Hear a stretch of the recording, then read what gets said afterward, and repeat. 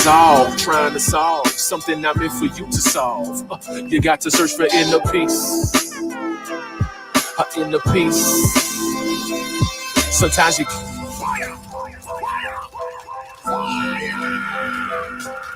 Peace. What up? You know what this is, man. Super Blaze inside the campaign mix. We on it. Welcome. Like, subscribe, share. You know what it is. This is the Autonomous Party campaign. Let's go. Sometimes it make your mind dissolve, trying to solve something not meant for you to solve. You got to search for inner peace. Inner peace. Sometimes you got too much involved, trying to solve personal problems you should solve. You got to search for inner peace. Inner peace. We out here campaigning, man. Let's go. Check me out. To free my mind, I leave my house and hit the intercoastal. Sitting right in my backyard, this shit is really local. It's like my problems run away when I sit by the water. Meditating, sitting still, I become the water. Jump off the cliff of life, release my parachute of problems, everything's alright. At least that's what I tell myself until it hit the night. The spirit synchronized with my blood, I'm taking flight. My mind consumed. The devil said he moving in, but I ain't got no room. He wanna break me down and tell me up what I assume, but I just keep on grinding up to my top chakra, feeling like a Buddhist on a mountain, sitting proper, traveling God, moving through the cosmos, space and time. But all I really know, I'm at my zenith, familiar with my inner peace because I seen it. Sometimes it. One more time for the top, man. Mike Ether, you know what it is, man. Inner peace. Shout out to He Knows. Peace. Welcome to the party. You know what it is, man. Super Blaze inside the campaign mix. We campaigning out here, man. 2024. Let's get this thing right. Let's go. Sometimes it make your mind dissolve, trying to solve something not meant for you to solve. You got to search for inner peace. Inner peace. Sometimes you got too much involved, trying to solve personal problems you should solve. You got to search for inner peace. Inner peace. Check me out. To free my mind, I leave my house and hit the intercoastal. Sitting right in my backyard, this shit is really local. It's like my problems run away when I sit by the water.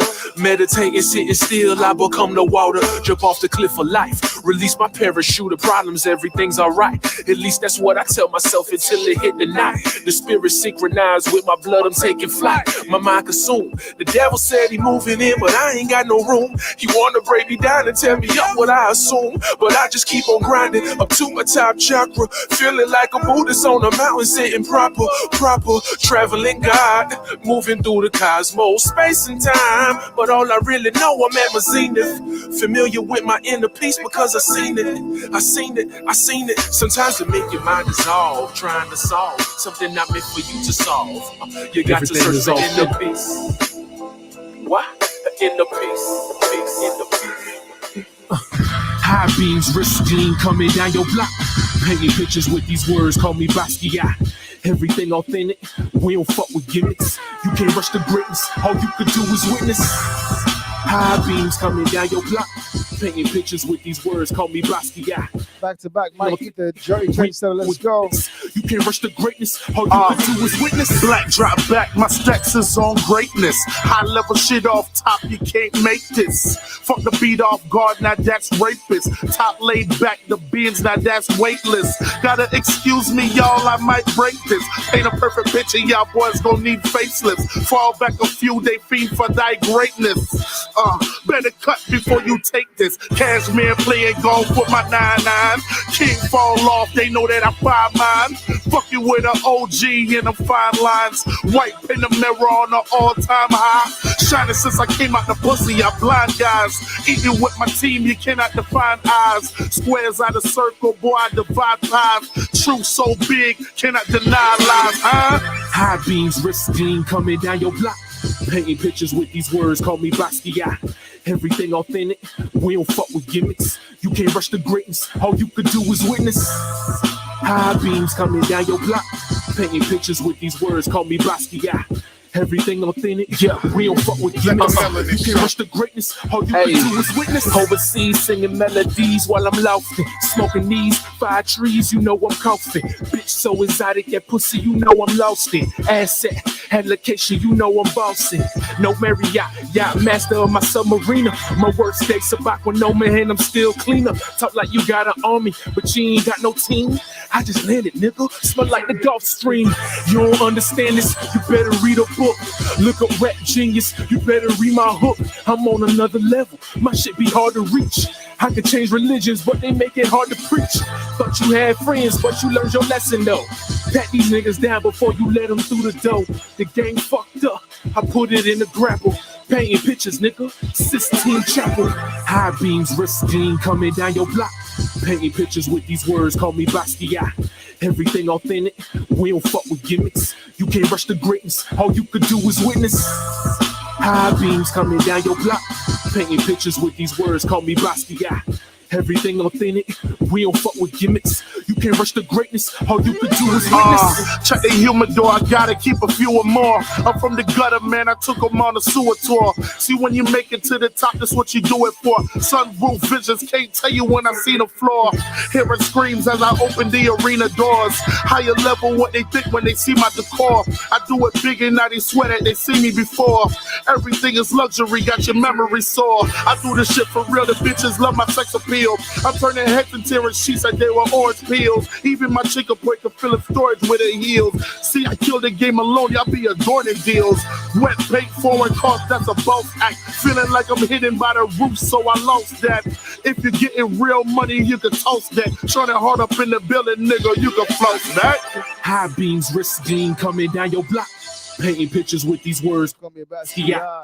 Everything authentic, we don't fuck with gimmicks. You can't rush the greatness, all you could do is witness. High beams coming down your block. Painting pictures with these words, call me Basquiat.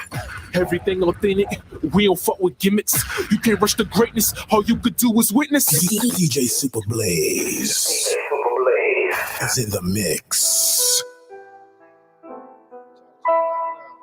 What they do. Yeah, you listening to Super Blaze, let's go. No wonder why you don't get this.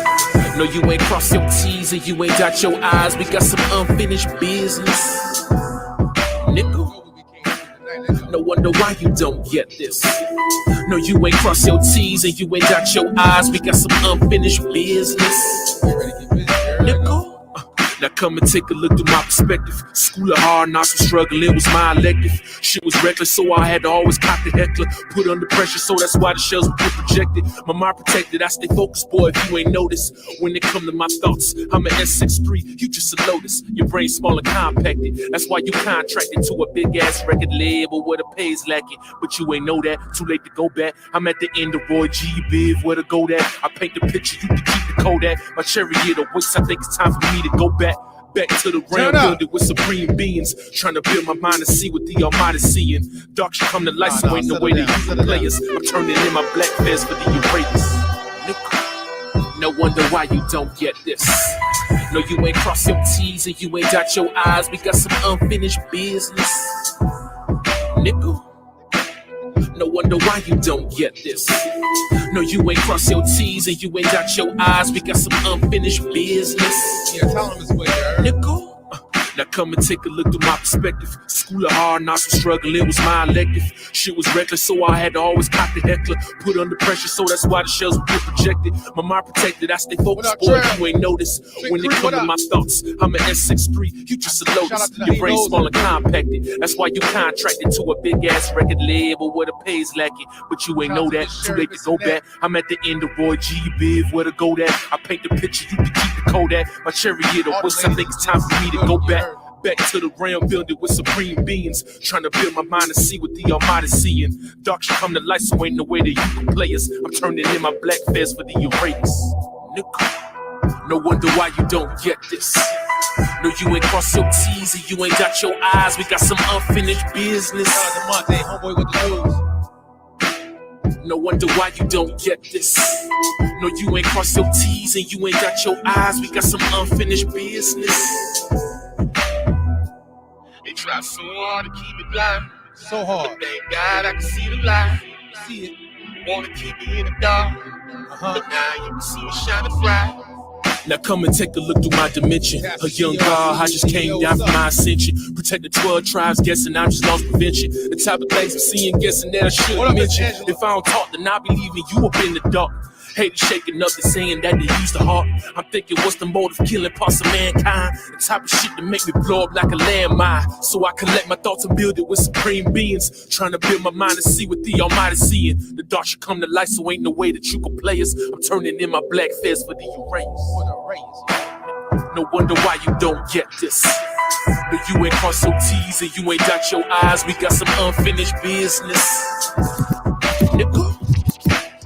No wonder why you don't get this. No, you ain't cross your T's and you ain't dot your I's. We got some unfinished business. Nigga. This shit hit hard like stints on the speed bag. I blow his legs off, he gon' need a knee tag. You niggas sound worse than Eminem on relapse and burn a boy, he's trash. You thought I was gonna let you ease past? Running your mouth by taking our culture. Treat this nigga like brisket and slow roast him. Roll up an Akon pack. I ain't ducking smoke, I just did hell and blow. I'm on demon time and I got a hellish flow. Before the spiritual, I'm in Holy Ghost. Let's to the Aborigines, that's from time immemorial. A tauntaun is from the soil. Every rhyme is that cook coke, that hard boil. My energy is unattainable. And for you $5 Indians, I might have to flame a few. Run up on the res, you know what blazing through. Turn your gang into turtle soup. I aim for the head when I shoot. I take your top off like you do the coop.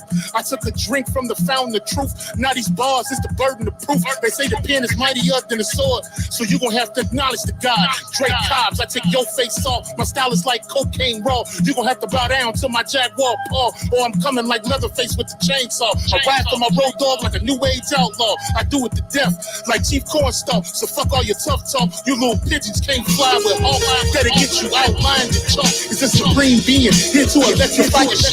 Who they think they better than? Ain't no comparison to the so-called black, the African American. You can drop the African, keep the American. When we say Aborigine, it make they world in. Fire, fire, fire, fire. Shout out to all Aborigines out there. You know what it is, man. I've already shown you know what it is. Let's go. Super Blaze, this is Campaign Makes. Make sure you like, subscribe, and share. You know what it is. Let's go. Who they think they better than? Ain't no comparison to the so-called black, the African American. You can drop the African, keep the American. When we say Aborigine, it make they world in. I'm going in the same dirt my ancestors buried in. I come from a god and a goddess, so what that make me? Not even Basquiat can trace me. Not even Van Gogh can paint me. The MC in me is the God MC. Equals the God in me. I'm focusing and let my mind be free. You too blind to see. The Jews I give is real. It's been real. These ain't shots, they missiles. All you gonna hear is the whistle. Lyrically, this an execution. My verses start revolutions. For my people seeking restitution. Since the beginning, fuck evolution. Or maybe my reality is all a dream. I put it together like I was sowing seeds. So it seems this is that audio dopamine. Go against the machine. We put you where nobody can hear you scream. And singing to meet your Elohim. My nigga, this is savage mode. It's something that you can't think of. It started with a spark and I'ma let it explode. I was given the cheat codes that'll let me dump and reload. And go through them waves like a fucking torpedo. You dealt the cards of life. I just cut them diamonds with the ace of spades. Y'all scatter like roaches when they facing raid. Or vampires when they facing blade. I'm trying to get next to Shireen like I'm getting played. You still stuck as a mental slave. You still stuck in that mental cage. While I'm making easy money, pimping hoes in style. This my coming to age. Crowd roaring when I'm coming on stage. And when I'm done, they gonna be cheering my name.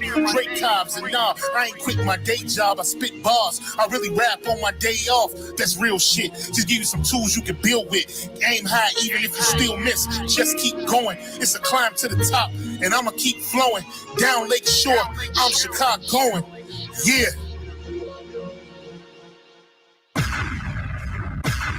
You niggas playing checkers, we playing chess. And nigga, this is checkmate. Dre be the big dog and you. Oh, he wasn't done. You Africa and we ain't got the same traits. I'm a God being and we ain't got the same fate. My granny died February 18th and I was born on the same date. The chosen one, the ancestors' chosen son. They gave me the golden gun. One shot, that's a hole in one. From the pyramid of the sun, the poverty point. I don't think you niggas is getting the point. We still here. Who said they made the Aboriginals disappear? Your information's lagging in the rear. All you do is teach fear. We copper colored with woolly hair. Am I speaking clear? So fuck the nonsense. When I rap, I touch your consciousness. From within is when you get your self-confidence. Let's bring it back to dominance. Ain't no confining us. Gonna bring that wild Indian out of us. Yeah. Yeah, yeah. We still here.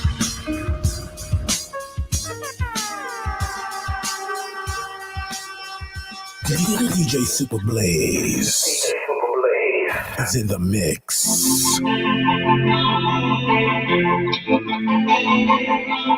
Yeah, you listening to Super Blaze. Let's go. Black Jacket, let's go. Feeling like I'm sorry. I don't need no driver's license. No. Just a beauty like a license. Let the ride or die and steal the show. You know they tried to drown me in amnesty. When I'm alive, they can't bury me. Now I'm wealthy and scholarly. Walk on the sea like I'm JC. Now I'm doing bigger, better. I'm changing atmospheres. Never take the meditation clears the mind. Keep it so clear. Don't you let them use you. Keep your weapon near. Celebration is the only way out here. You gotta be tired of dying and burying people out here. I know it's hard cause they shoot first. They pull up, yeah, they click clack, they do dirt. They go home, then they'll get back. But they can't bother me, nah. Cause I'm not property. This is essential. Yeah, this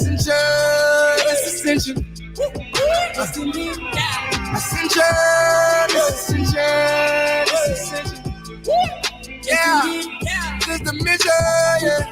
To be free and clear. Living off the land like a trillionaire. This is the mission. I ain't gotta care. Peace to the chat. I'm a dreaming, killing all the nightmares, yeah.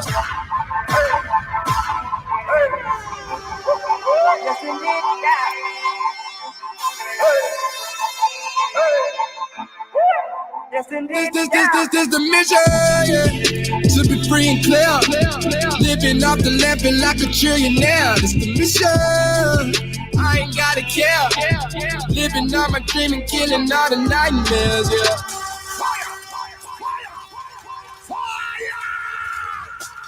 Ladies and gentlemen, that was the campaign mix. I am Super Blaze. I thank you very much for listening, for tapping in. You know what I mean? Peace.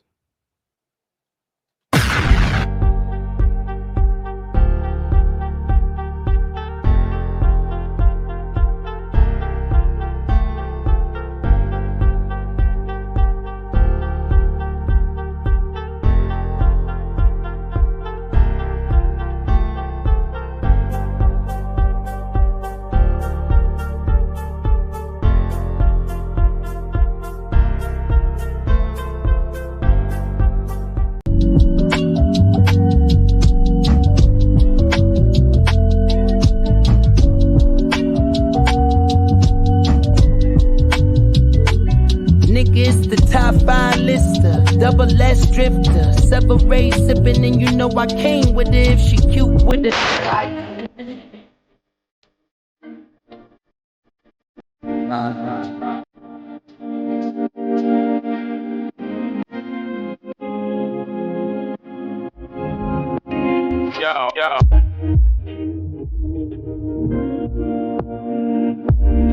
Yo.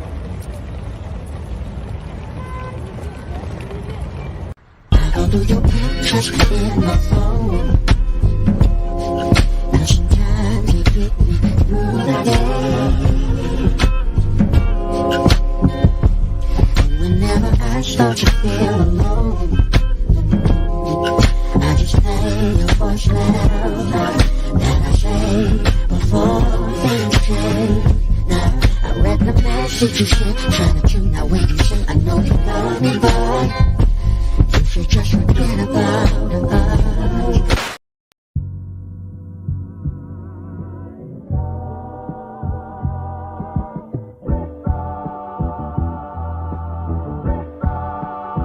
This could take quite a bit of time.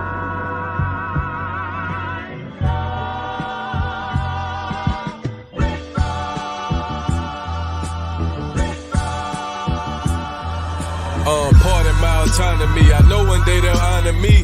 This ain't pertaining to 28 Deuteronomy. Self-determination, controlling our situation. Ain't no more indoctrination from pale faces. How the fuck you bummy and broke but a pale racist? My lineage free people of color with a left make each nigga. This right here maroon, now it ain't burgundy. If you plotting murder, I'm certain that you'll need surgery. Hurt from when the burner squeeze. Protecting tribe business. Only consulting with governments, tribe to tribe with it. Please don't confuse us with those considered native. Semi-autonomy never was in our nature. Just address me as Esther Loosely. Wild Indian status and Cherokees riding Ruchis. In my war bonnet, if you want it, bring it to your region. And black forces the same color the European. Pardon my autonomy. I know one day they'll honor me. This ain't pertaining to 28 Deuteronomy. Self-determination, controlling our situation. Ain't no more indoctrination from pale faces. Aborigines, which means what? Black folks. You never find a white aborigine. Aborigines are called natives, or they're always dark-skinned people. You and I are aborigines, but you don't like to be called an aborigine.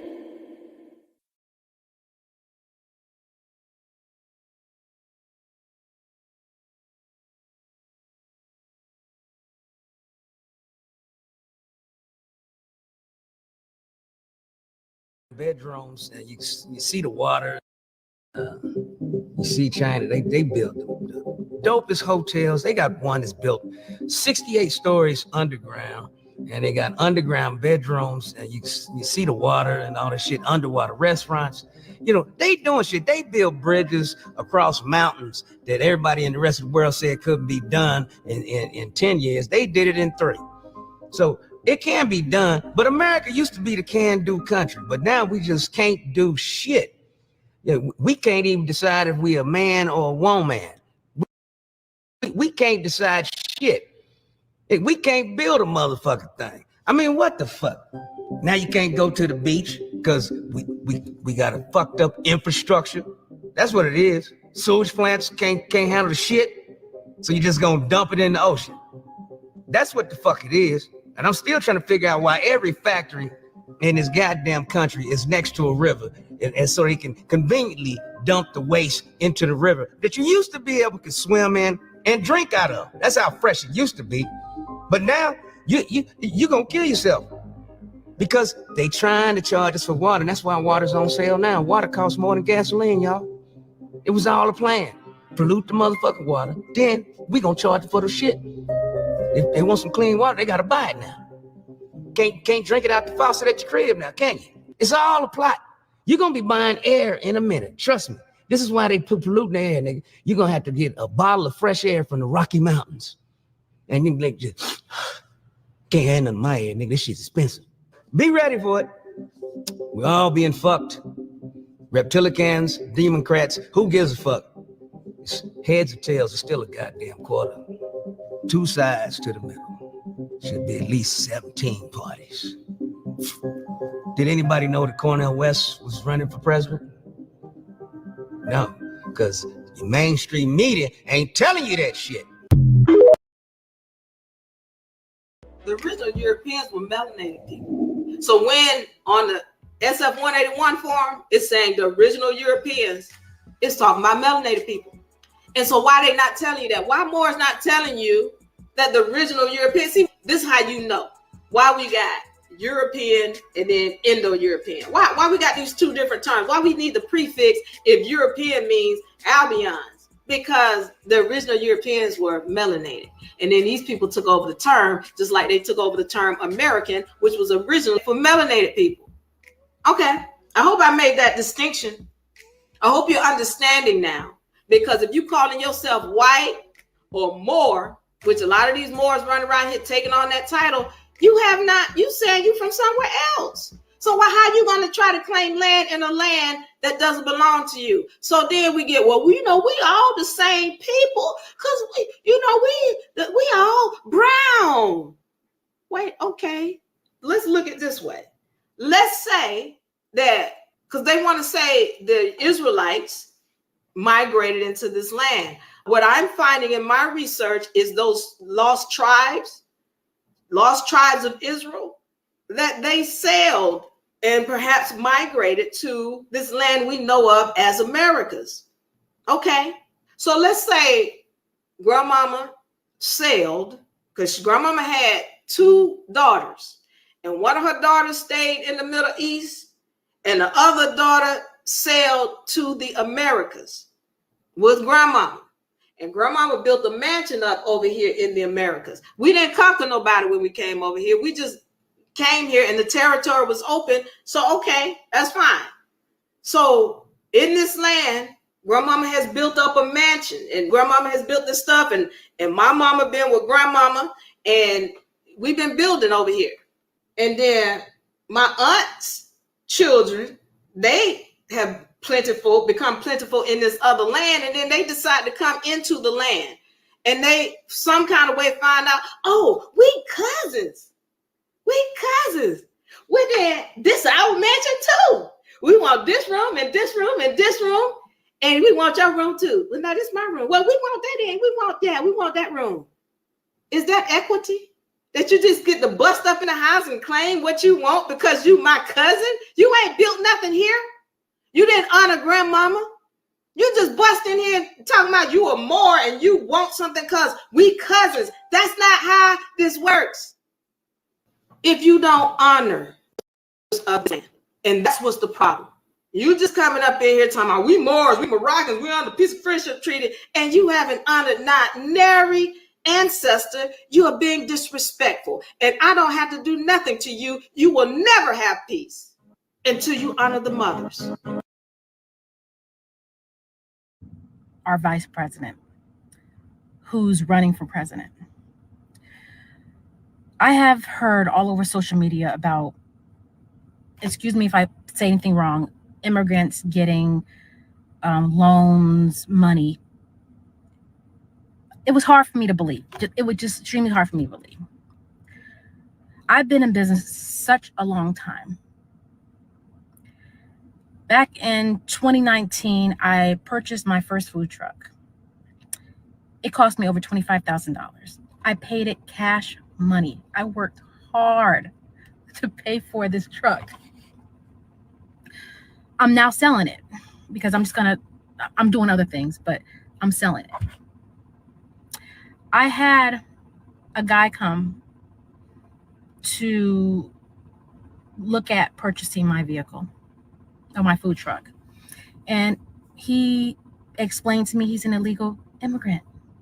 He has no credit. He has no money in the bank. But he showed me his paperwork that he will receive funds to purchase my food truck. I'm thankful that he's buying it, but I'm hurt that I worked so hard to pay cash for my food truck. I have good credit, can't even get a business loan because of the color of my skin. I have veterans in my family. I'm a veteran. I've been self-employed for so long. But somebody, please tell me, how do I work so hard? Don't cry. To have somebody who comes to this country, not long, no credit, and he shows me paperwork where they'll be funding him money to buy my food truck. And when I talked to the bank, they told me usually they have to go straight to a dealership because I'm a private sale. But for special circumstances, they're going to, they allow it. But I need my president to tell me why I worked so hard all these years, all these decades. Couldn't get a business loan, but I bust my ass to get the money to create my business. And we got immigrants coming here. And they're getting money. Money! We're doing nothing but just being here. It's not right, and I want answers. Sure, a lot of people want answers. Yeah, we got one more. Let's go. Billy Carson. And his name is not Billy Carson. Once again, his name is William Tyrone. His name is Tyrone and Carlson, not Carson. So again, they all playing character, and you saw this is a mugshot. This dude eventually they had him for fraud.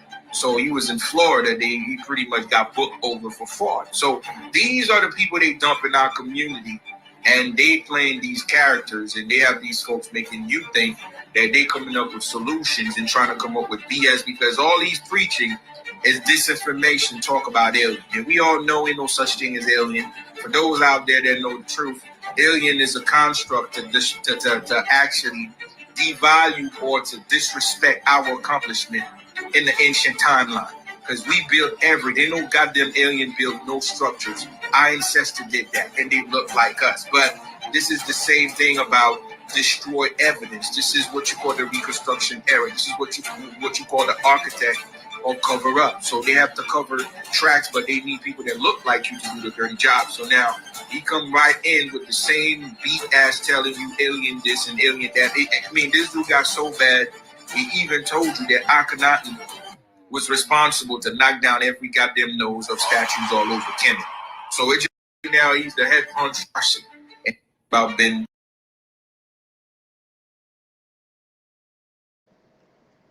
Man, there's a lot going on. Ooh, shout out to the party. Shout out to the party. Margaritas and reefer. Woo!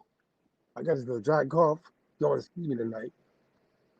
I ain't gonna front. It's been killing me. But we here though. Music in the Lounge, live campaign mix, Blaze, each and every Sunday. We live on Music in the Lounge side. Shout out to 954-561-305. The folks that's international and national that's listening to Music in the Lounge .com, you know what I'm saying? And they live 24/7 with different shows on the radio, Vibes, online radio. I got to give them a shout out because we've been rocking with them for a minute on this side of what we do. And all the people that locally and everything that tap in with that, shout out to you. You know what I mean? Before we even got on YouTube, I got to give love to that. At the same time, shout out to everybody that's listening to us live. You heard me? You know what it is. You know what they do. Ladies and gentlemen, how y'all doing? That's the Lusty. You heard me? Yeah, all my indigenous black folk, as they would call us. That's the Lusty. You know, if y'all, hopefully y'all checked in what we did with Tuesday just passed. Shout out to Dr. Dixon. You know what I'm saying? That was upon us. You know what I mean? Graced us as a doctor. That's who we like to have conversations with. Author of the Negro Question series, and obviously dealing with the Black Seminole Project with Zarian Hadley. You know what I'm saying? Shout out to him, and rest in peace, Louis Gossett Jr. that was involved with helping that initiative of this project get to obviously where it's growing to be.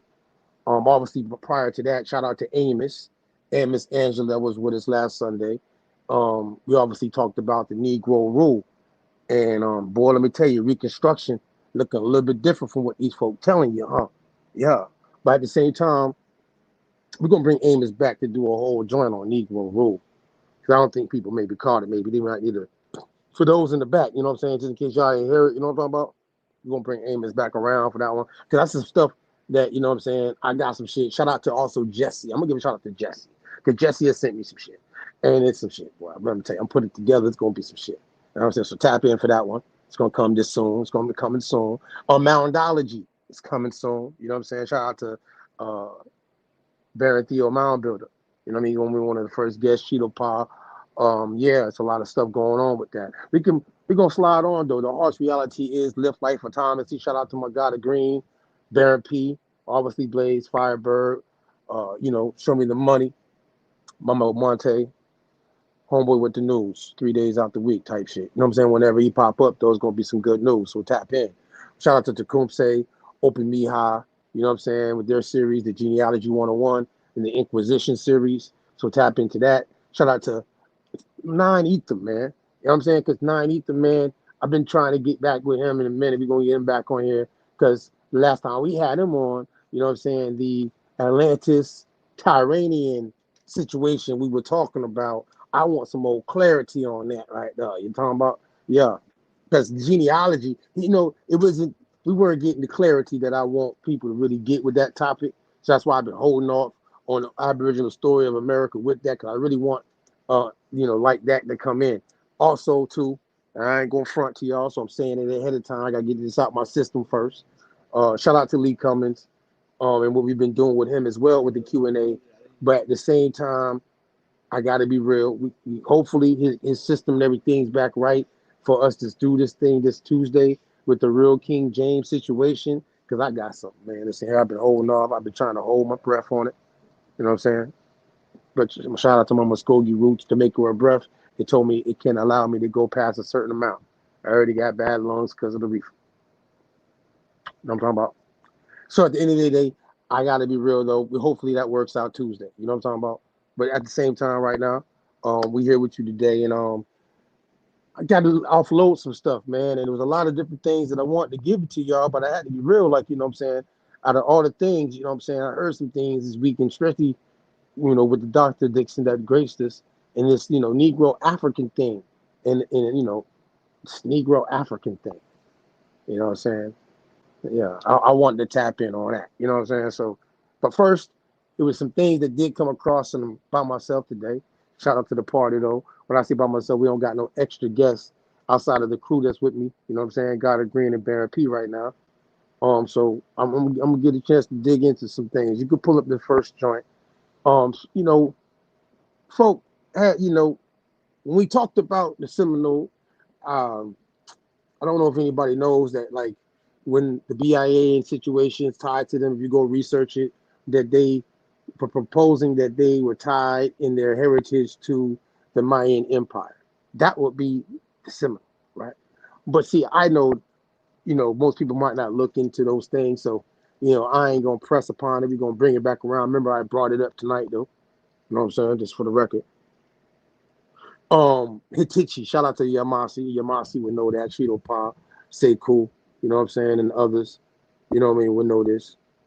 Muskogee, though, which is tied to, but either way, the Bonampak, you know what I'm saying, ancient city in Mexico. You know what I'm saying? I want you to see this right here.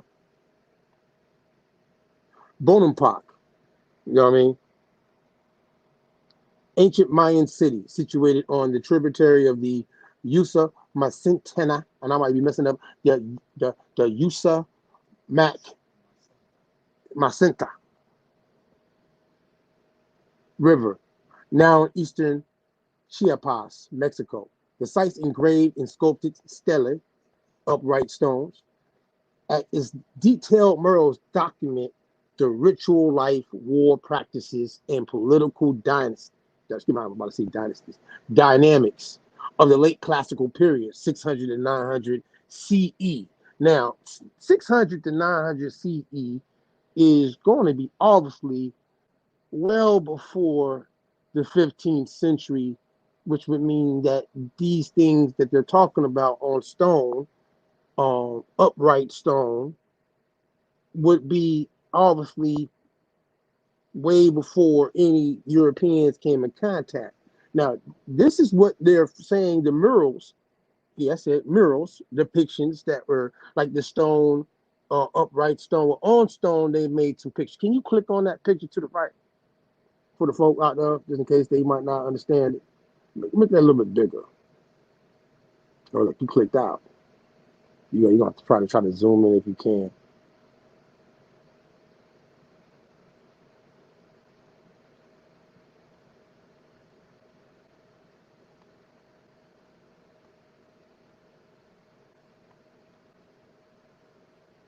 There you go. That's good. You see that picture? Anybody out there, just real quick, you know what I'm saying? Before we get into the actual topic for tonight, you know what I'm talking about?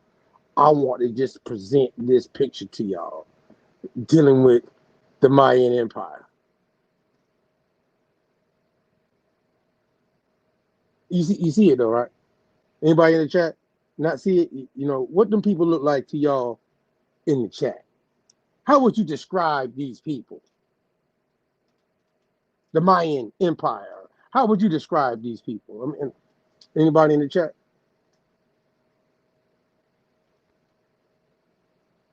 Because somebody had came to me and was like, "Oh, what empire? That's not their name." So it was like, "Wait a minute, this is the Mayan Empire. This is, and how far do they go back?" So I'm answering the question live. You know what I mean? I mean, this depiction on a document thing. You know what I mean? Since we try to do sources, is showing that this mural in Bonampak in Chiapas, Mexico, from 790, right? That would be what was 8th century. Yeah, I got my centuries right. That would be 8th century, right? So that would be 700 years. Medieval times of Europe, right? In medieval times of Europe, this is a mural over here depicting an empire in the Americas. I want you to understand that, like, put that in your mind. Like, let that marinate for a second. You know what I'm talking about? Because I know good and well, if we was to put this same mural in Africa, you would say they was Africans, right? Huh? Huh? Do you hear me? So you go do your research if you don't know. Aztec, the Inca, the Mayan, the Olmec, the mound building civilization, and what these people were saying. These people, I mean, they match my complexion. Look at me, look at the mirror. Or look at the mirror, then look at me. They could be called swarthy brown, right? That's not even tawny. You know what I'm talking about? That's not even tawny. That's some dark skinned folk. They my complexion. Y'all got me tripping. Don't get me started with this. But someone asked me the question, and I shot a response. So this is me responding, and I had a little time before I get into the topic. You know what I'm talking about? Yeah, 84 right up. So go do your research, because this means there's people before that empire. By the way, for it to become an empire in the 8th century, you know what I'm saying? Depicting themselves in this kind of manner. That means there was people already in the land for it to become an empire, right? You know what I'm talking about? Mexico. Was all the way up into what we call California and Oklahoma, Arizona, Texas, and all them areas up until 1848, right? So when these people say Mexico, that means the empire stretched pretty far. You know what I'm talking about? They say the Aztecs came in after these folk, and even they were not depicted in a certain way. You know what I'm talking about? So I'm just trying to give you an answer over this. Go do the research, you know what I'm saying? And God, you can put this link in the chat for the man, just in case they show up and want the link. You know what I'm saying? So I'm being by as we were talking about the BIPOC, so I'm being non-biased and me showing you a source that, I think it's easy for you to go research yourself out there that might not understand the Mayan Empire that didn't fall until the 1500s, until European Spanish came. You know what I'm talking about? And them Spanish folk were Anglo-Saxons, by the way. So yeah. You could keep it moving. I think that'll sit there for a little while. I just give you a shout out, you know what I mean? Because, some people might not know this. You know what I'm saying? Another thing I want to do, because of I want to just point out somebody, because I hear a lot of things sometimes, and I get the chance to address it real quick before we go into this thing, right? So there's a thing called this book right here. We always throw books out there for the folk, you know what I mean, that's tapped in.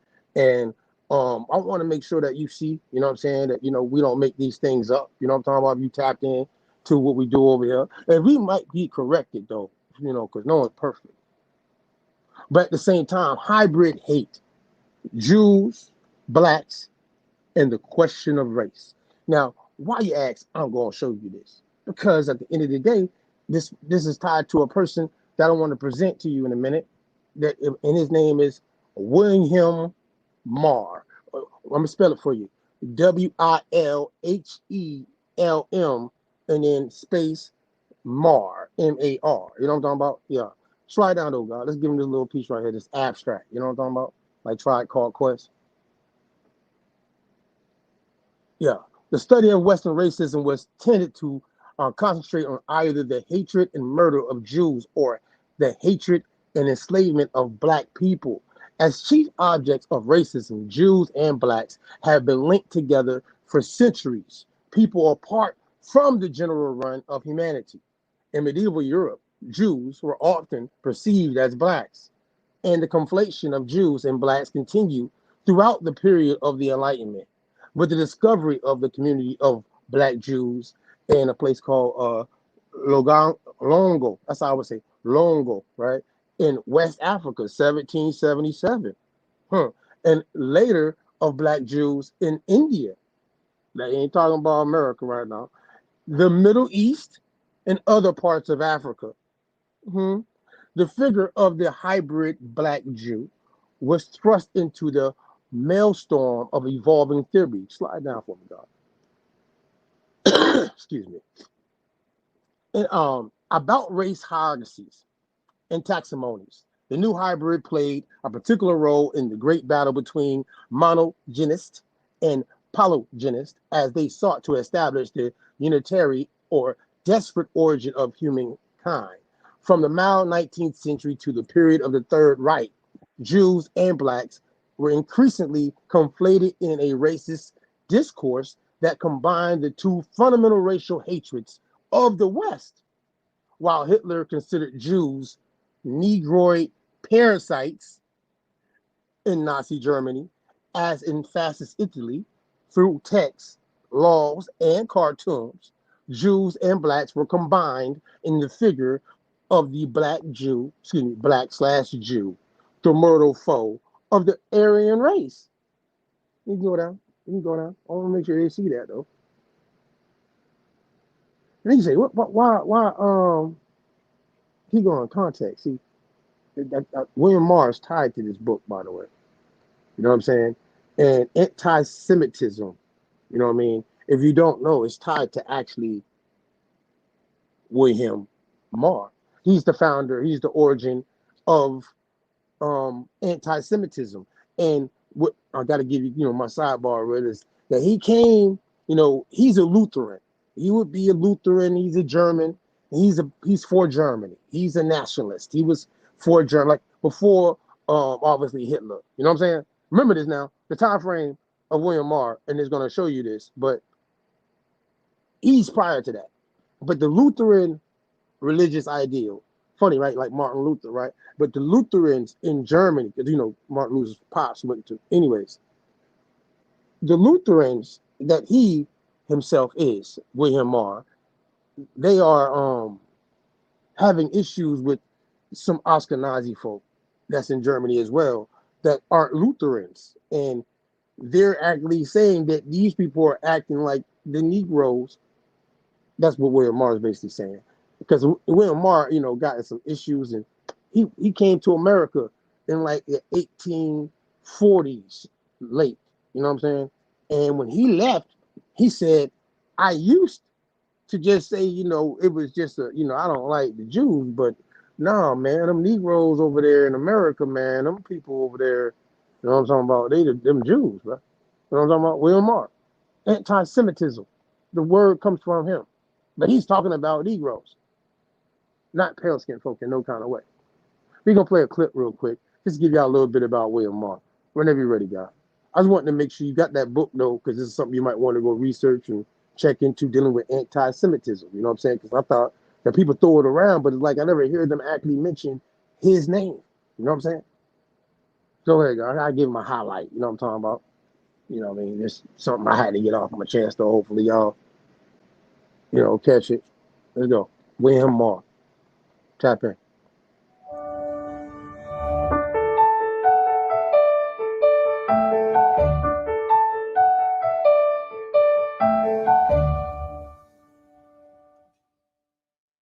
William Marr was the one who coined the term anti-Semitism.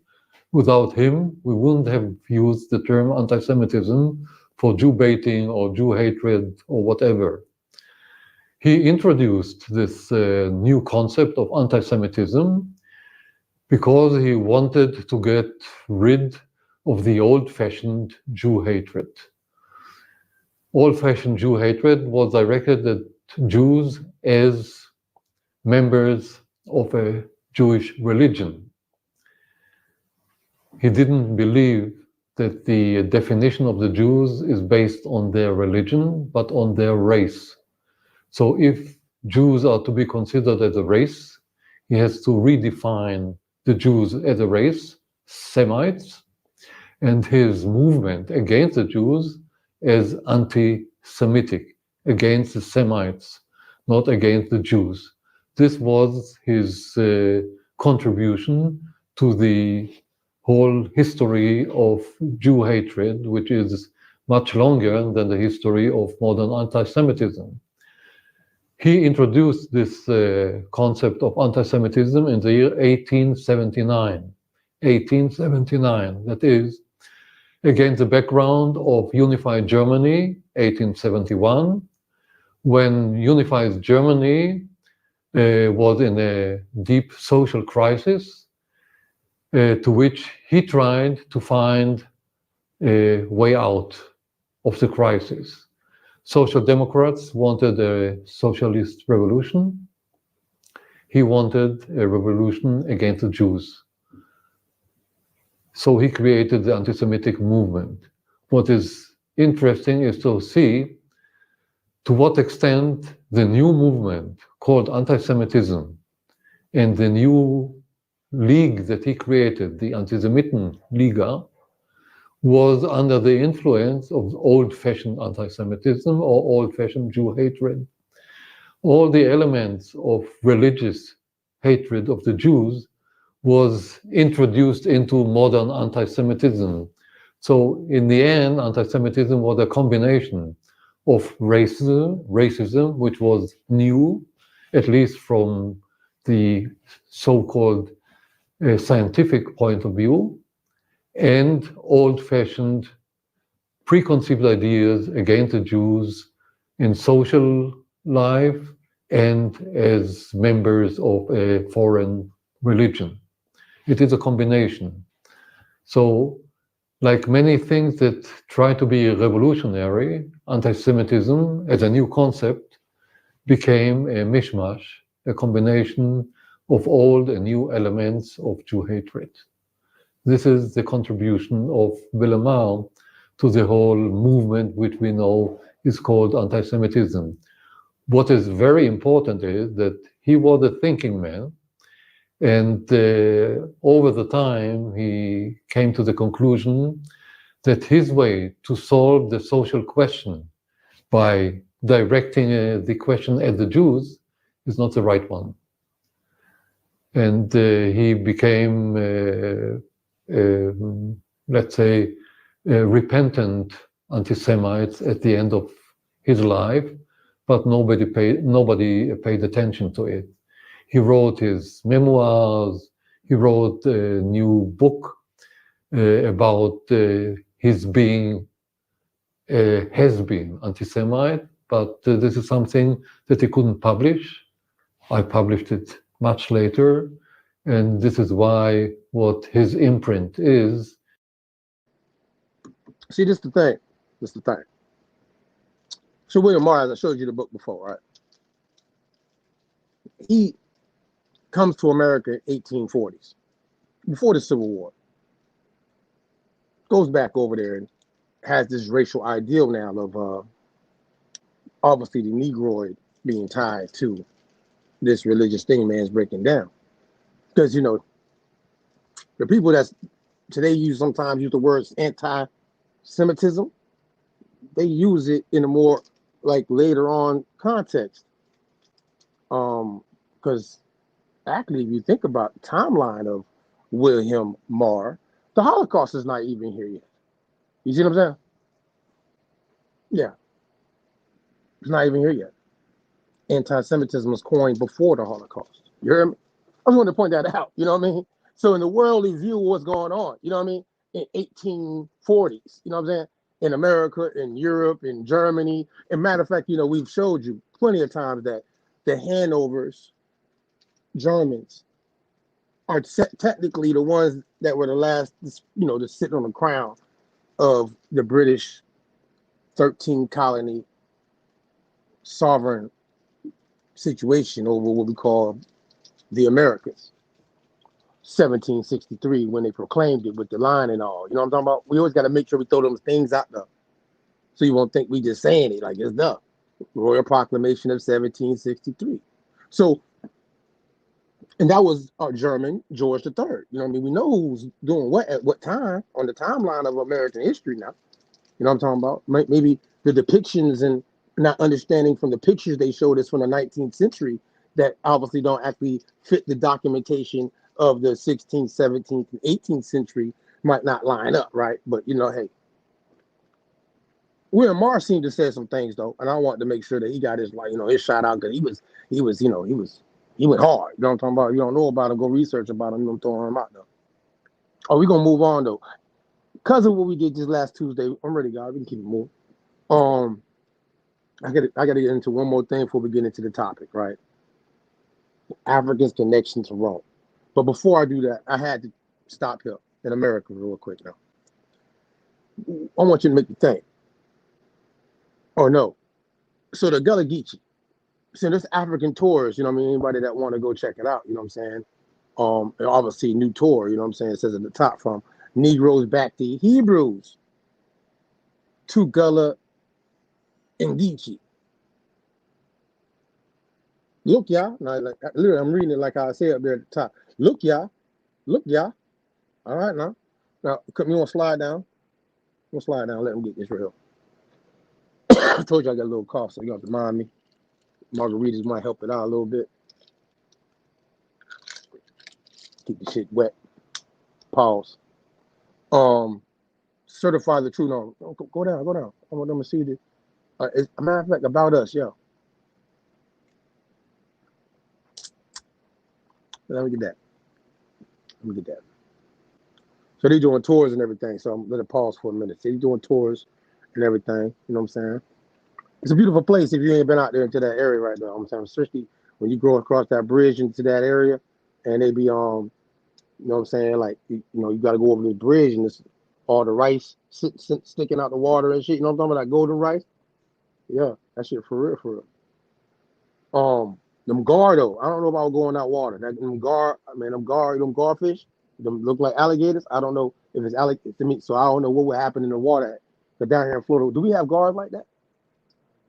We get them like that though. Them, I don't really see them as much as like you hear about them up there though. Like I really don't like see them in Florida like how we know they in Georgia and Carolinas, the gar. However, it's some interesting information they have on this site outside of the tour part that I want to just point out. You know what I'm saying? Slide up real quick, y'all. Maybe you can go to the top so people can navigate it for them real quick. Go to the. You're gonna make a head there. I want where does it say? I'm trying to figure out what page it's on when he got it at now. The blog. Go to the blog.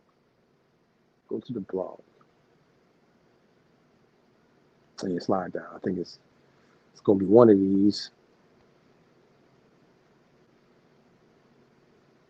I think it's gonna be one of these. Man, which one is? I'm off on this one because see, I was navigating the site to try to navigate you like I was a tour guide, but I ain't touring nothing right now. Go to the. We can just click on the left one first. If not, maybe it has to be. It's not Gullah Jack. We know it's not Gullah Jack. All right, so here we go. You can make that bigger for folks.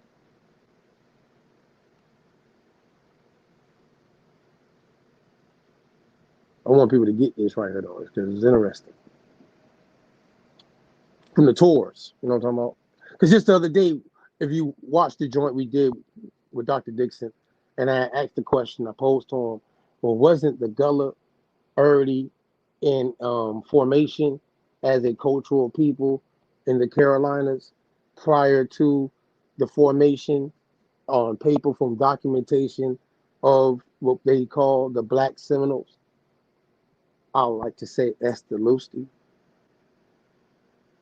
But and maroon as well being older than the terms obviously that is being used. It's English, I'm speaking that, you speaking that. I don't like to admit it, but it is what it is. It's Germanic in a mug, right? This though, this Gullah culture, you know what I'm saying, in South Carolina, it's obviously the war tied to what they call the Gullah Wars is from 1816 to 1858.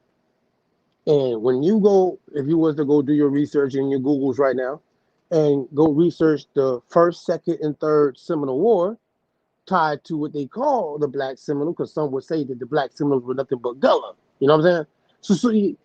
But see, this is the issue. We didn't even get into this part. I have to go further back. Because prior to the 1816 time frame of the Gullah War, or even the Black Seminole War, you got to go back to even 100 years prior to that, 1715, and the Yamasee War. In the Yamasee War, they were also called Negroes too. You know what I'm talking about? So, you know, we got wars going back. You know what I'm talking about? Like going back, you know what I'm saying? Dealing with descriptors of people revolting and however they might want to downplay it. You know what I'm saying? But and the Wale and, you know what I mean, the Yuchi and, you know what I'm saying? Like we got all them different things that's documenting these people in these areas of the Carolinas, Georgia, Alabama, Florida, in these ways, you know. But the last group of people, like he had mentioned, going into the 18th century, 1770 something, he said, he obviously knew that this Gullah history is prior as formation of being around historically. And they're the people that's actually kind of tied to the Africa thing. You know what I'm saying? As we get ready to segue into that conversation. You know what I'm saying? And you can give me the next joint because I just want, you know, let that, you know, you see where it says on the bottom though, even though it says the Gullah Geechee history, a vibrant culture born from the resilience and the will of God Yah. You hear me? That's on the tour guide joint now. They got the Yah. You know what I'm talking about?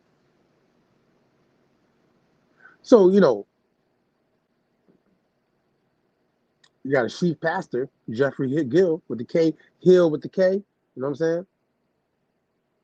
Charleston. Anybody that got a chance to go ride around there, you know what I'm saying? But they're using this term, out of the will of Yah, and raised up in Charleston as a seer on the very slave auction market block where his family still works 7 days every week.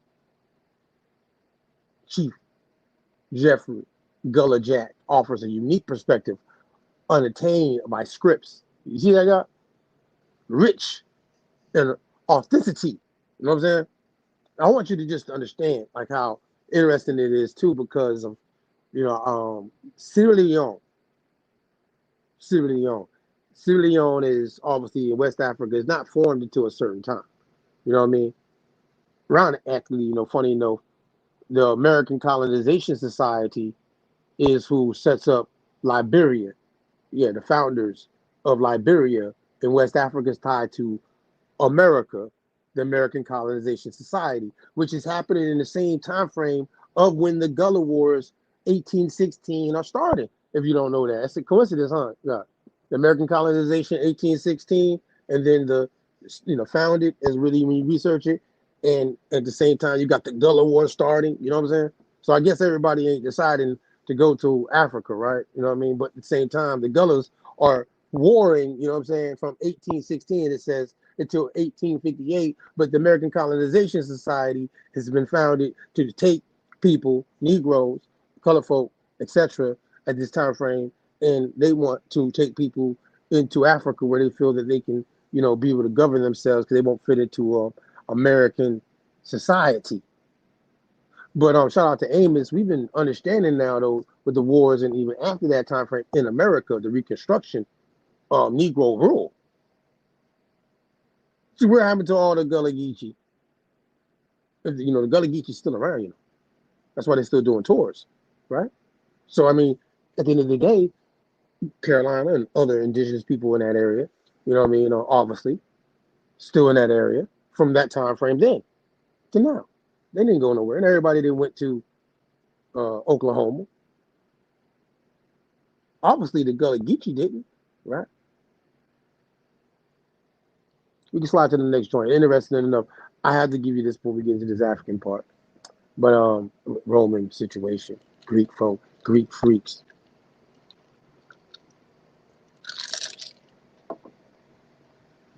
This was interesting too. So within the term Gullah, this word, Greek/Hebrew definition, Strong's 1353, it says Gullah, pronounced Geula. I don't like it. It don't sound that way. Pause. Gullah. You heard me? Feminine passive particle of 1350. Redemption. Yeah. Including the right and the object.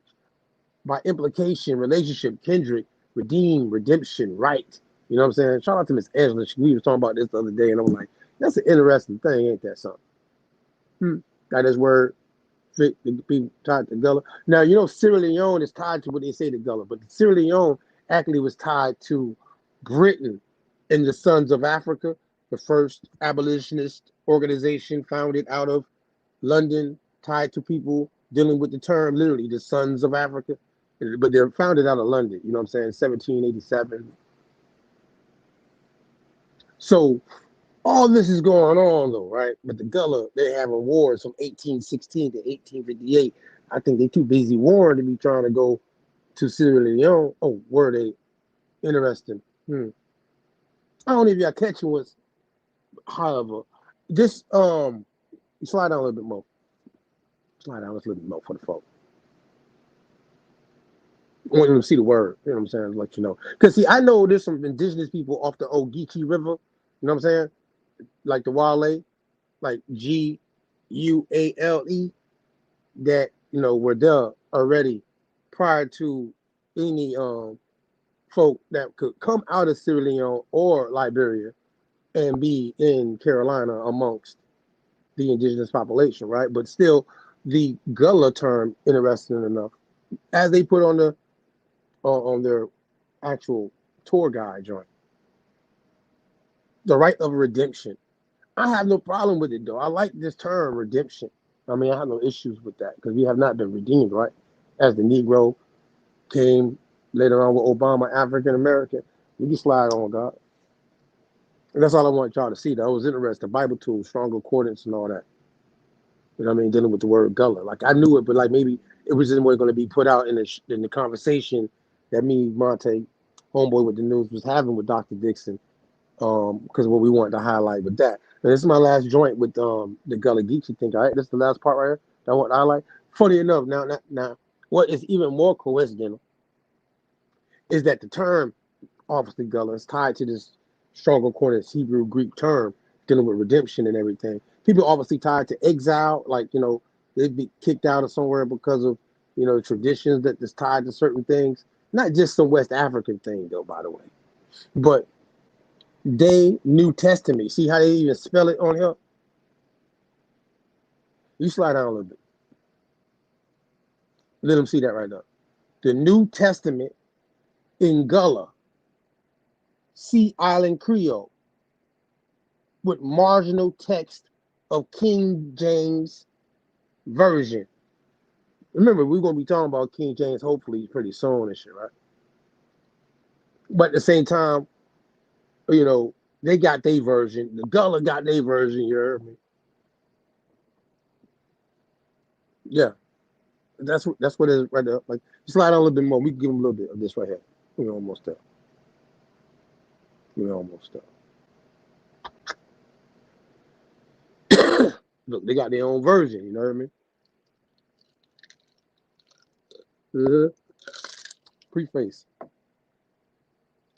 Gullah, also known as Geechee or as Sea Island Creole, is a language traditionally spoken along the coastal area of South Carolina and Georgia. While in the past, Gullah was mistakenly characterized as poor English. Today, it is recognized as a distinct language. It is an English Creole born several hundred years ago out of a contact language situation where Africans were taken from various nations and languages groups to grow rice in marshy low country area along the southeastern coast of the American colony. This translation of the New Testament into Gullah was more than 25 years in the making. While the whole Gullah New Testament was being translated, the Gospel of Luke was published by the American Bible Society in 1994, entitled They Good News, about Judas, Christ, what Luke write. We heard it said, what Luke write. Then in 2003, the Gospel of John was published by Wycliffe Bible Translation, entitled They Good News, about Judas Christ. What John write. I'm reading it how it's saying it. Don't be tripping on me in my translations, okay? Don't be tripping on me. I'm saying it how you see it on the screen. Now, the spelling used in the Gullah New Testament is a practical orthography. It is not ideal in all respects, but this spelling of Gullah words is designed for Gullah speakers who are already literate in English, if not a phonetic writing system, and it would be not or optimal for someone who does not already know how to read English, nor for someone who does not know how to speak Gullah.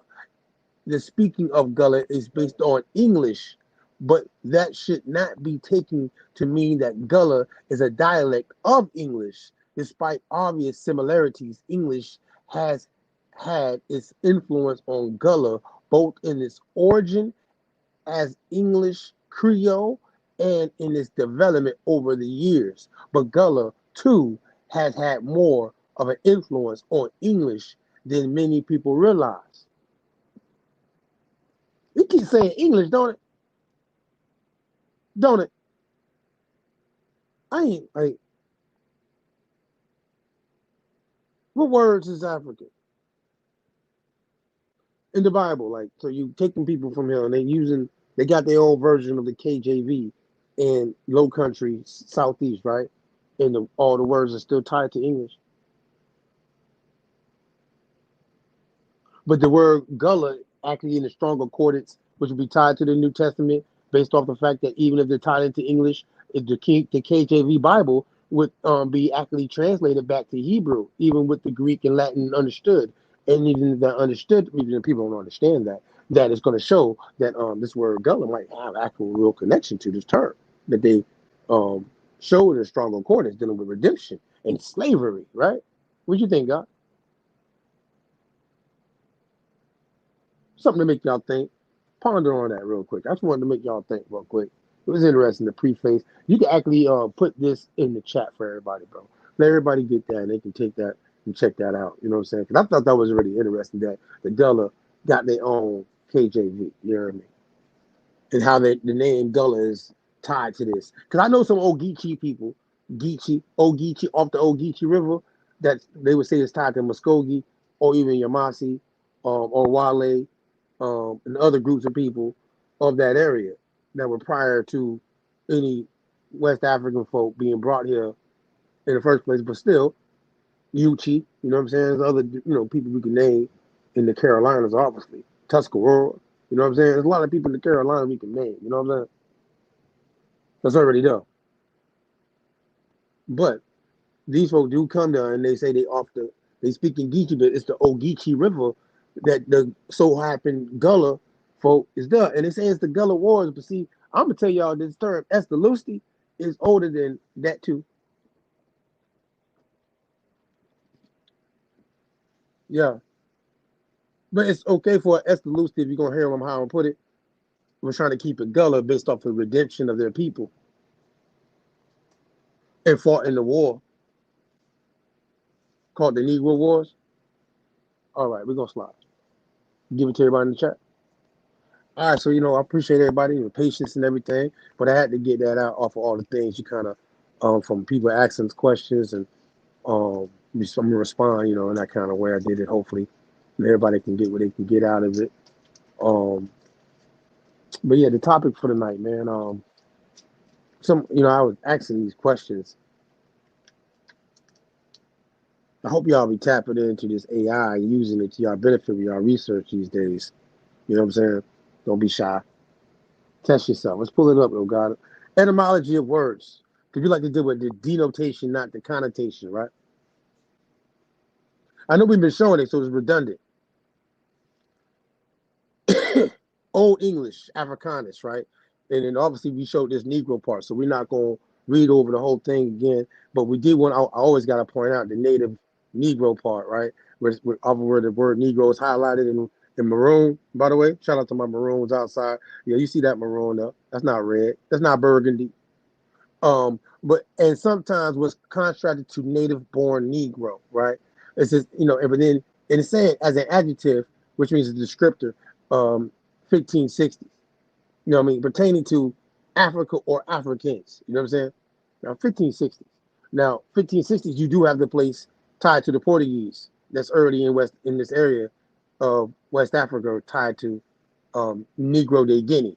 You know what I mean? The Portuguese now. The Portuguese are first ones in West Africa, this region that they're actually talking about here. Because when we actually, can you click on Africa for me, God? I want to make sure people get this because, everything else is going to go downhill after that. Latin, Africa, terra. Now, you see that word says African land, it says Libya. Don't forget this Carthaginian thing is going to come back up. Territory.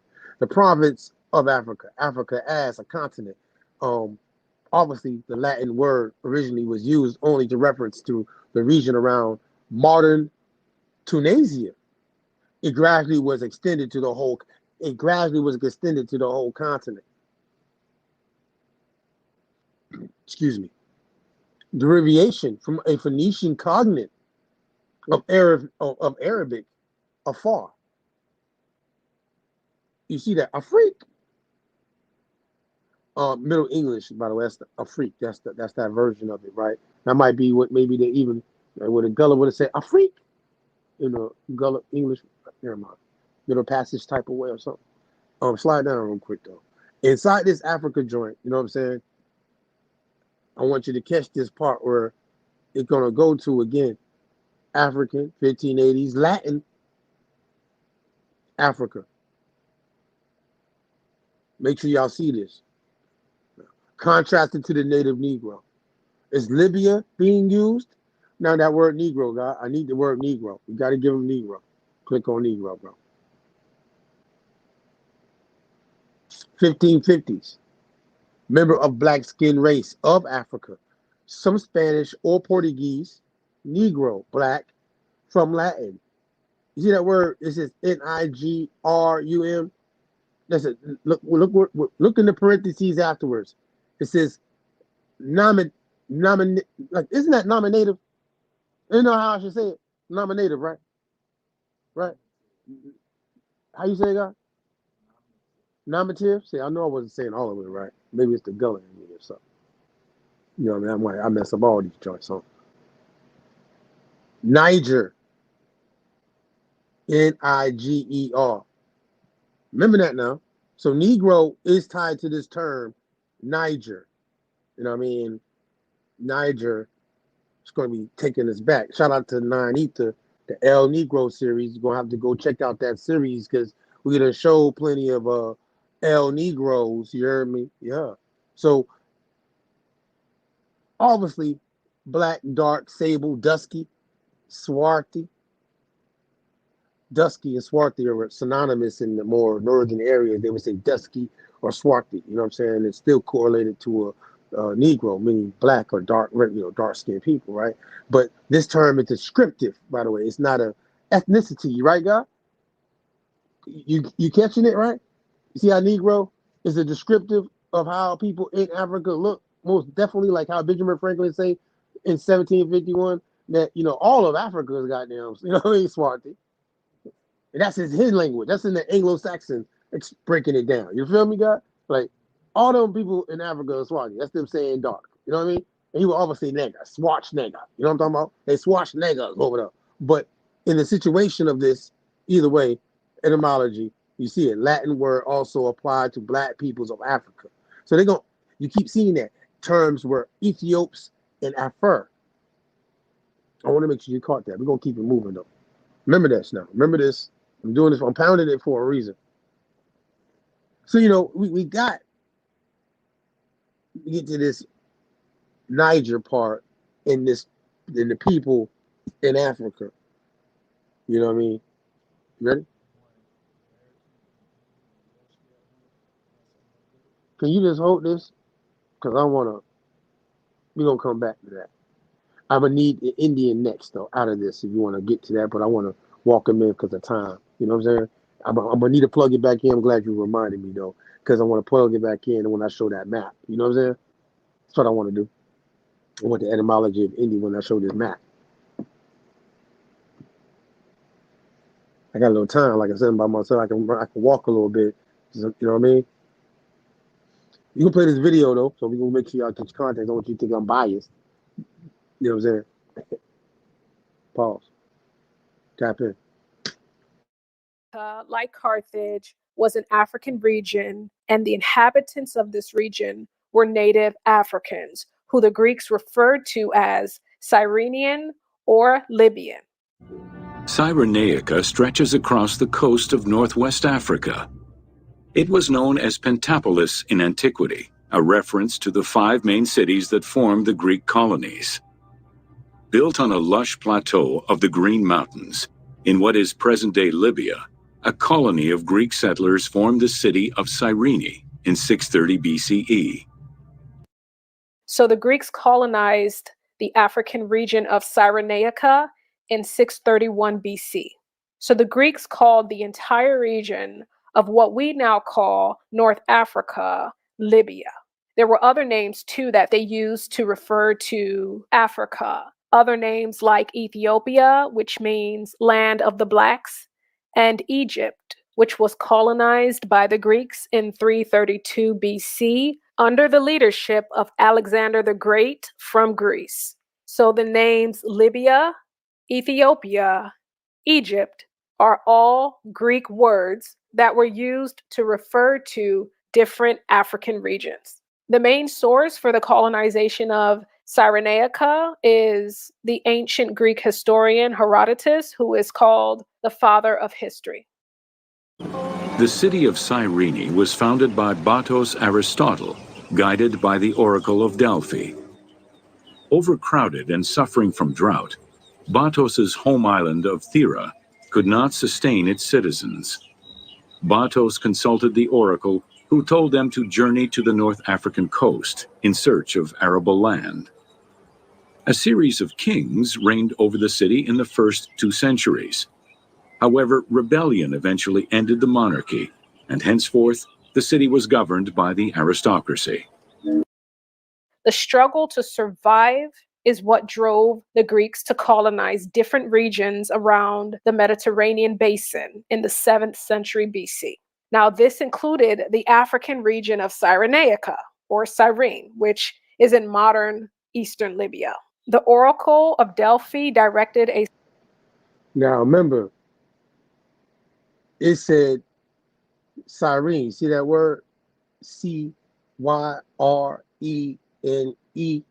Okay. Now, it's somebody that I'm going to bring, you know what I mean, up, and he's named Simon. Simon of Cyrene, also known as Simon the Niger, from the Greek Latin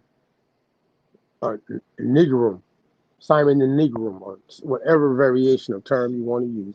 But he's technically tied to this region in Africa. His name is Simon. You know what I'm saying? He's in the Bible. You know what I'm talking about? So we're going to go ahead and pull him up in a minute, but we're going to play a little bit more of this. We're going to slide. A small group of colonists from the island of Thera in Greece to the African city of Cyrene. This group was sent under the leadership of Batus and guided by friendly Africans from the region to this specific site. Now, since it was a small group of Greek immigrants, looking to settle somewhere in Africa, the indigenous Africans welcomed them with open arms. Herodotus tells us that the name Batus means king in the African Libyan language. Now, this goes to show that initially there was peaceful relations between the Greeks and their African neighbors. When the city of Cyrene started to prosper and become very wealthy, it attracted more and more Greek immigrants from all over Greece. This did not sit too well with the indigenous Africans of Cyrene. Okay, so it did create dissension amongst the people, and this led to indigenous revolts against the Greek colonizers. Now, there was also internal conflict within the king's household.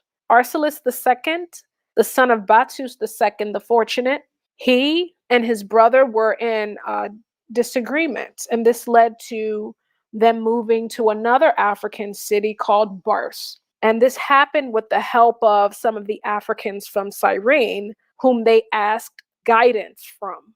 Okay? So Archelaus II was later killed or assassinated, actually, by his brother Learchus. Then the widow of Archelaus II took revenge and killed Learchus. So the throne was restored to the son of Archelaus II, who was called Battus III.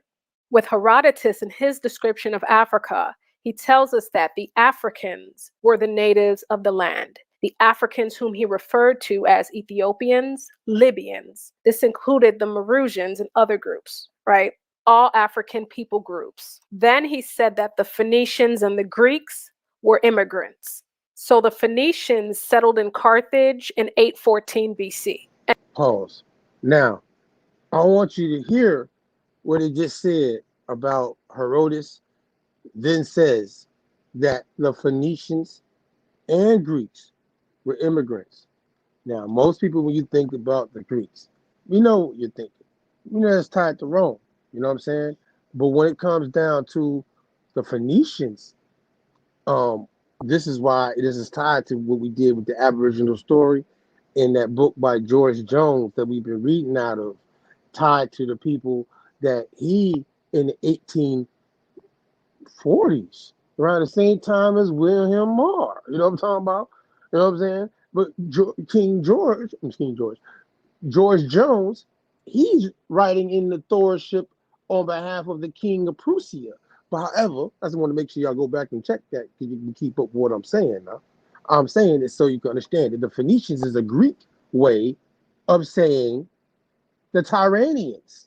And the Tyrrhenians are tied based off of the religious context to like people like Simon would be Canaanites. You know what I'm saying? And the Canaanites would be tied to Ham, right? And in Hebrew, not in Greek, Egypt is Mizraim. You know what I'm saying? It's not called that, but we using Greek terms like Phoenician, Egypt, right? I guess that's the Greek in this, huh? Africans like that Greek shit. You know what I'm talking about? Even African Americans today, we got so all the Greek shit in the world. You know what I'm talking about? Greek freaks and everything. Woo! Yeah, we get some good parties. So I ain't gonna find any partying. But at the same time, now, some people might say they Hellenistic. I mean, these are terms that's going to be used with these people in a minute, anyways. But however, in a period of Simon living in a Hellenistic period underneath Rome, that's why I said it like that, tied to these people speaking Greek. However, though, and using their terms for the regions that they're going into, Rome, by the way, you know what I mean? Because Rome took over the Greeks, you know what I'm saying? But they're really like the same people. So that means the Romans were speaking Greek because that's how they learned about what y'all call Egypt in Greek, you know what I mean? And other places like Cyrene. Y'all catch what I'm saying so far now? You follow me?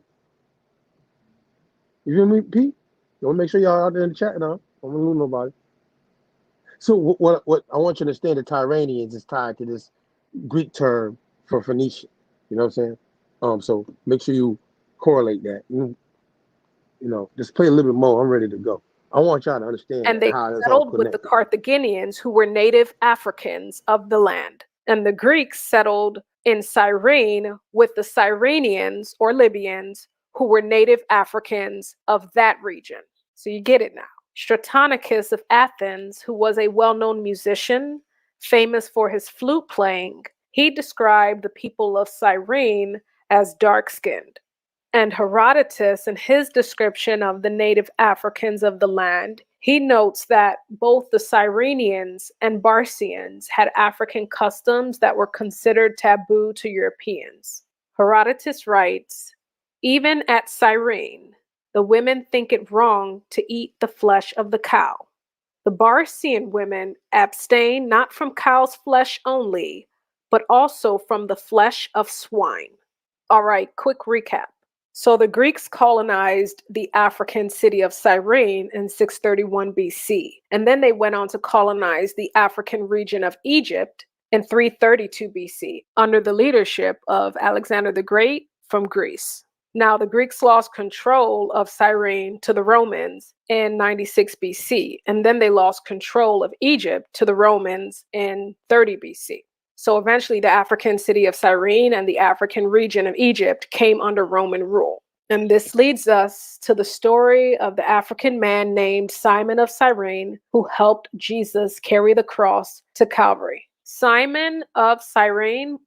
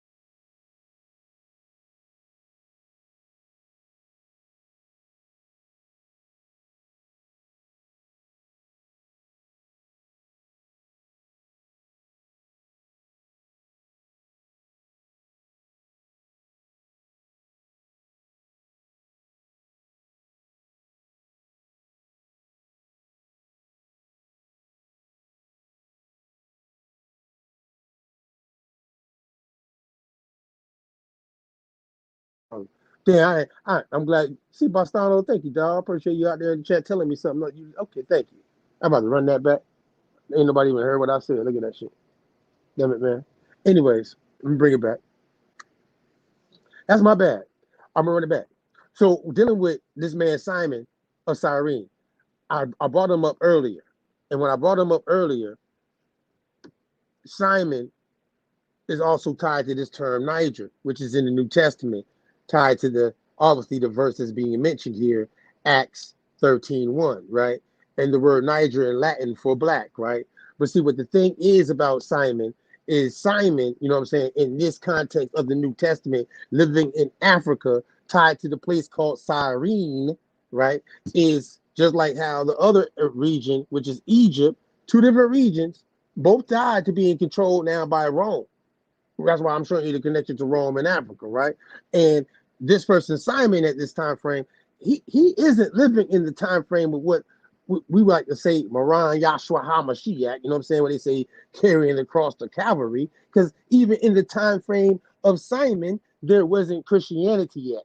I'm telling y'all, that's what even Chat GPT, I'm telling you, chat boy, don't be playing around with these parts right here. You know what I'm saying? I'll let you know real quick. Yep, Christianity ain't even here yet. Actually, when the lady was breaking down the joint in here, it was saying 332, right? 332, it kept saying 332, right?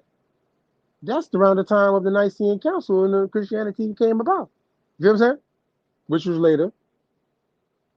So either way, at this time, Simon, either way, ethnicity is actually, he's a Hebraeus in Latin. He would be considered a Hebrew living in Cyrene, which is Africa underneath Rome and being persecuted by the Romans at this time. You know what I'm saying? Simon, Acts 13. Literally, but give him a little bit more. She was cooking. She was cooking. I ain't gonna front. Go ahead. is the same person as Simeon that was called Niger in Acts 13:1. The word Niger is Latin for black, and Latin was the language of the Romans who had colonized Africa. Simeon is the Greek form of the Hebrew name Simon. Now, after meeting Jesus, Simon traveled to Antioch in Syria to help start the church there. Alexander, Rufus, and their mother, Simon's wife, were with him. Mark mentions Simon's sons Alexander and Rufus in Mark 15:21 because he and those in the early church knew of them personally. Now, Paul, who was writing to the Romans, greets Rufus and his mom in Romans 16:13. This is because he knew them personally. And then after Simon died, His wife and son Rufus were living in Rome, helping develop the church there. This event happened during the apostolic era in the 1st century, starting from around the time when Jesus is said to have been crucified in 30 AD to the death of the last apostle John in 100 AD. Simeon is a Jewish name, so this African was a Jew, and many Africans spoke Latin and Greek because those were the languages of their colonizers. Simeon, that was called Niger in Acts 13:1, was a Jewish African prophet and teacher who helped Jesus carry the cross and later helped to get the early church started. The sources used in this video will be listed in the description below. You can sell this $5 spatula on Amazon and compete with hundreds of. Yeah, so that's why I want to make sure you caught that right there. I think she did a good breakdown of how Roman in Africa, you know what I'm saying? So I didn't have to really, mull on with it. So, I think her voice sounds better than mine. I ain't gonna front. We're gonna go to the next joint. I want to show you this map. I think the map, right? Also, after all that, I want to show you this map, right? Let me make it a little bit bigger, man. Obviously, because I know I can't see it. No, yeah, make it as big as possible. Scroll up on it. You know this map. I might have to freestyle a little bit right here, right now, because see this map is connected to something you can go look up called the T-O map. That's going to be tied to a navigator we're going to show later on that was actually driving the boat that the people like to call Columbus or Zarco, you know what I'm saying, in 1492. But however, in this situation though, this is what they thought of the world in the medieval time frames. You know what I'm saying? This is a Roman map. You know what I'm saying? So obviously they got their terms for all the regions that Romans were, tied to. The empire. Now you can go to, let's start in Africa real quick. And you see where now what you also got to understand, funny enough, how this map is set up is that Asia is sitting on the top, like the TO map, actually. You feel me, guys? So they're actually, in our day and time, if we're looking at this map, you know what I'm saying? Obviously, we're not in the circle at all. Where we're at right now. And obviously tied to the TO map, you know what I'm saying? And this is a point to be proven now. You want to understand this, because this same version of the map, and I can show it. You can help me out, guys. We're going to pull up the T-O map after this to show them the example, right? But right now, real quick though, I want to make sure you see the Roman terms that are used in this time frame, you know what I mean, for all these areas, you know what I mean? Different areas, right? So can you make it a little bit bigger to the right? Oh, you looking for the other thing already?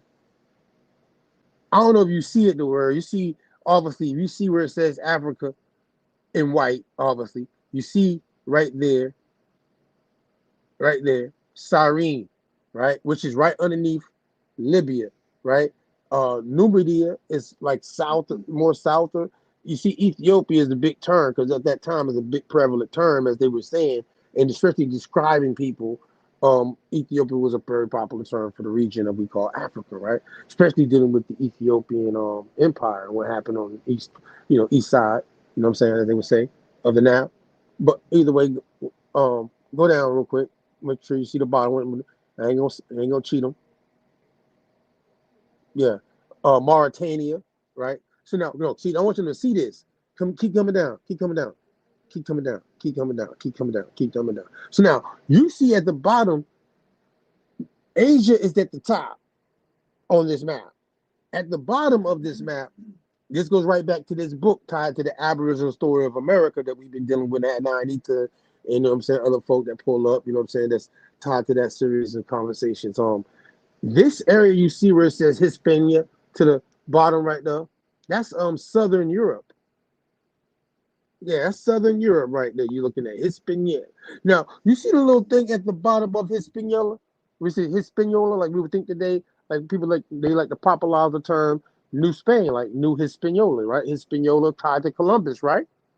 Columbus, Hispaniola, right? But then what's that word you think that's underneath right there, guy? Lusitania. Now, if you understand where Lusitania is sitting, Lusitania is sitting literally in what we would call the Atlantic Ocean. You see, you say Oceanus Atlantis. You see that, right? So who's sitting on the Atlantic Ocean? The Lusitanians, huh? Now, when we go from that understanding of now Lusitania, if you don't know, is Portugal later on. But this is the Roman term in Romans' idea of the world on their maps. See, all that area up here, you see when you go north, see right now it's fucking you up when I say that, right? Because you're looking at the map, like, hold on, you at the bottom of the world, right? No. That it's actually that area will actually, you understand today where we are in America, this would be facing us. This is the Straits of Gibraltar right there. Mauritania, Hispaniola, that little yellow dot that's sitting there in between there, that little 8-mile separation between what we call today Africa, which is Mauritania at that time tied to Rome, a Roman term, and Hispania, which is on the other side of that 8-mile part right there, which is called the Straits of Gibraltar. And what the Tyranians called it, the Carthaginians also tied to Africa called it, you know what I'm saying? The Phoenicians, who are immigrants, just like Simon. But they're described both as being Niger in Latin. Where are they coming from? They ain't from out of Africa, though. Huh? Where are they coming from, huh? Well, Galilea, you know what I'm saying? It's going to be like Itilalia. You know, the word aboriginal comes from that area right there. The word they say right there. And the people that's from that area, obviously with dark skin, they say too, right? That were aboriginal, native to the area that became Rome, Italia, by the way. You know what I'm talking about? The excrucians and other terms like that. However, look, Germania, that's the German term. I want you to see these terms, German terms, tied to all these areas. But we going back to Africa. It's like the Roman connection to Africa is really, as you see though, as they come down, Mauritania, Hispania, and the maps acting like I say, you got to turn it. Like if you see how I'm looking at you, I'm turning like this to the left. If God was able to do it, you have to turn this the opposite way, right? No, go up real quick, God. It's something else I don't want them to miss. I don't want them to miss this. India. You see India? Scroll up on India where it's at. Look where India is sitting. Oh yeah, you heard the word India. The Romans are using this term India, like they know the term India. Before we call it today the West Indies, which is also tied to Rome. But obviously that word Perseus, that's Persia. You know what I'm saying? You see all the areas right there? All these terms, look, you see where it's at right there? Look where India is at. Now, you see them islands that's sitting off of India?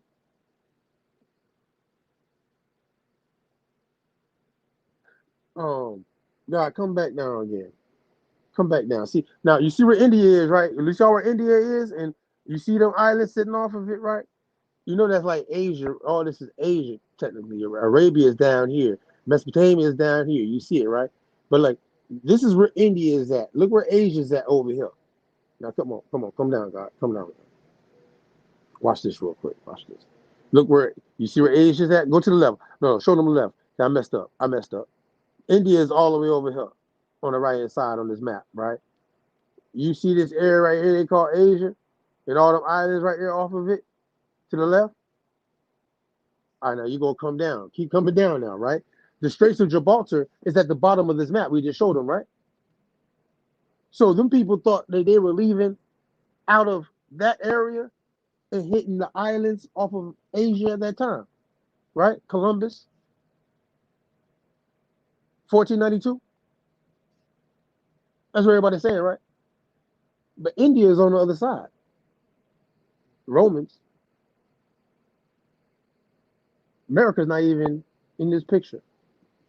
The TO map. Go to give them the TO map. I know I focus. I want to make sure they get that Roman connection and these terms tied to, you know what I mean? Simon, I wanted to give him a big shout out, you know what I'm saying? Because he called Niger all the way back then in the New Testament tied to the, you know what I mean?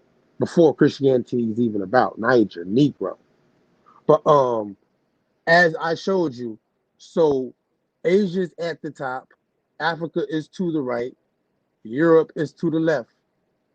When you're reading this joint, That term to the left is Septennial. In North America before in Latin, they used that same term, Septenalius, like dealing with the stars and shit, right? So north is scepter. So that's why you got to turn. I told you got to turn the map like this. So now you're in the north. You understand? In the north would be exactly where you see Europe and Asia is supposed to be.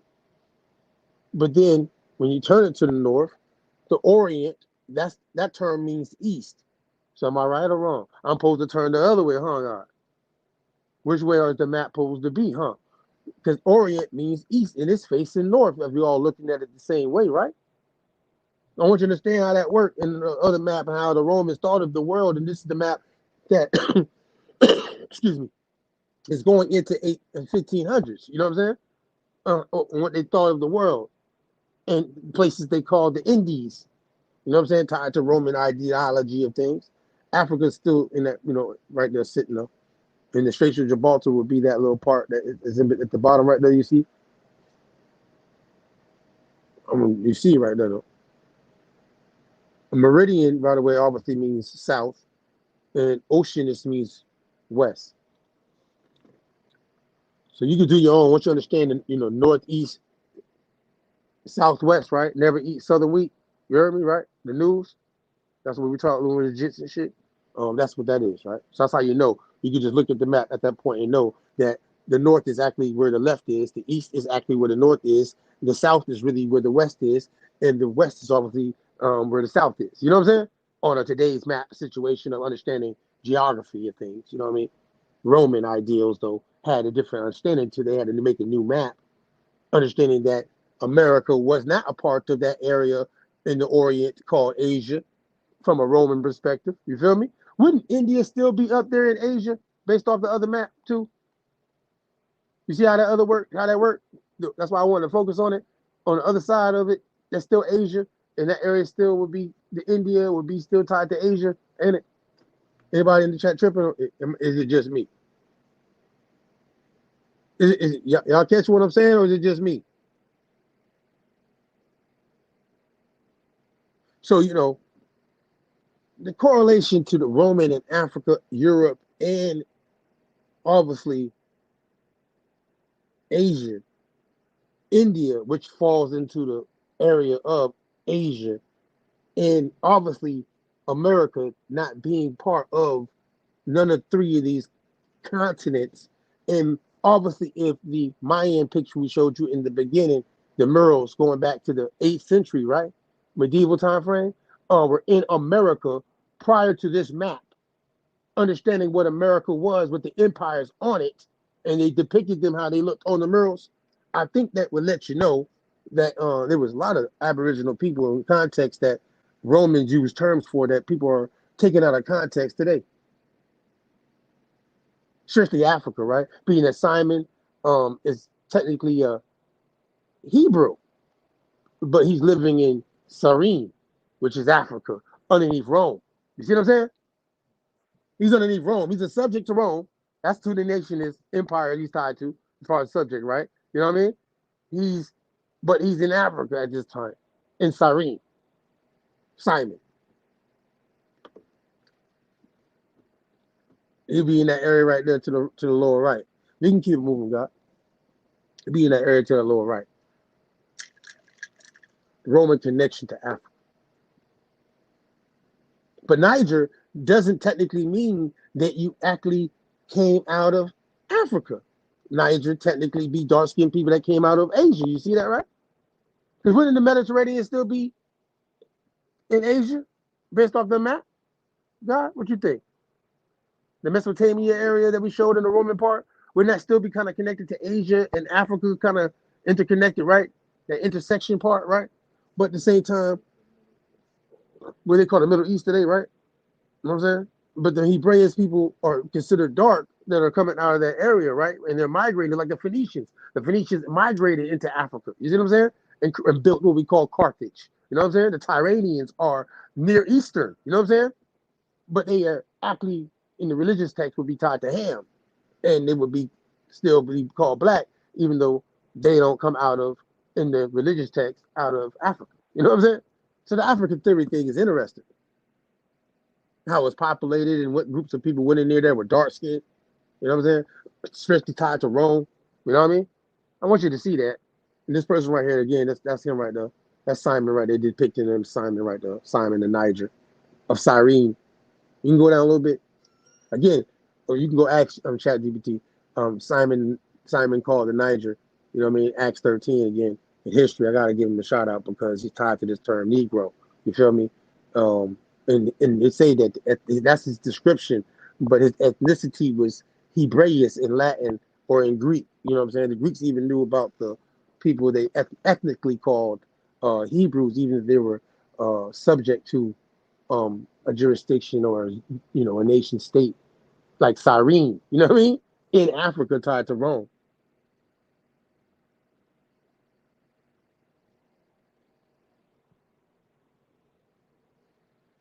You can keep sliding. I just wanted to give him a shout out. Y'all heard what the lady broke down with Simon the Niger, and how it's all. Remember, that's El Negro. El Negro, Latin. El means the Negro, Niger. This guy right here who just pulled up. Ooh, let me tell you something about him. Everyone was out of here. This guy right here is also called an El Negro. Just like shout out to 90 again. Go watch the El Negro series, and you will see. Obviously, we got Yahya El Negro, also known as Yahya Ibn Yaish. And he's a Hebrew. You know what I'm saying? Obviously, the term is Morano, you know what I'm saying, in this time frame. You know what I mean? That's because they're following a Moran, like Yahya El Negro. Lisbon, Lusitania would be the first place, a village tied to the term Negro as a place in Europe, being that Lusitania is tied to Europe on the maps right there from Roman perspective of things. And then, so there's dark-skinned people that's been based off of, Roman maps in all these regions that they're describing in a way of being dark-skinned using Latin terms like Niger and Negro, not necessarily being that they descended or their origin story is coming out of Africa.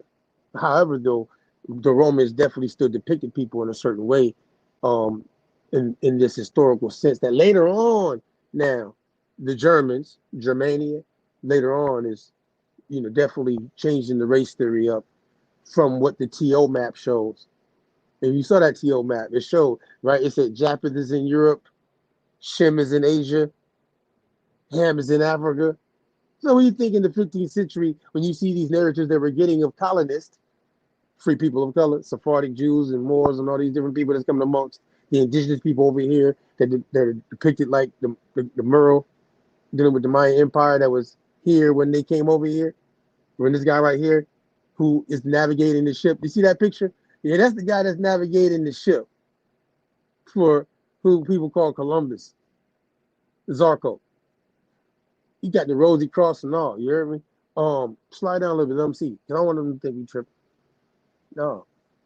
This is what the insurance company said. I ain't got no claims. Right? That's what they would say, right? I ain't got no claims on it. I can't, unless are you related to him? North Carolina Mutual pays tribute. Now, you can go research it on your own time. Remember us showing you, and Thomas probably showed you this drop. North Carolina Mutual pays tribute to Black achievement, starting with Pedro Nino discovery of America in 1492. You know what I'm saying? Now, this is the insurance company that is tied to the term Niger. Like, remember, Negro Niger. You know what I'm saying? El Negro. He's a Morano. Like Columbus is a Morano. Feel me? Like they call them cryptos. Pedro Nino Brown. We can keep going, y'all. That's on the community wall if y'all want to check that out, though. You know what I'm saying? Again, if you want to check that out, that's on the community wall. Appreciate y'all for tapping in. And then shout out to, hold on, but no, we supposed to give them the other joint, God. It was supposed to be the actual Britannica on Nino. You gotta make sure they get the Britannica on Nino, and we can end out with that right there. You know what I'm saying? I remember, did I make sure I sent it to you, right? We got all these TO maps popping up.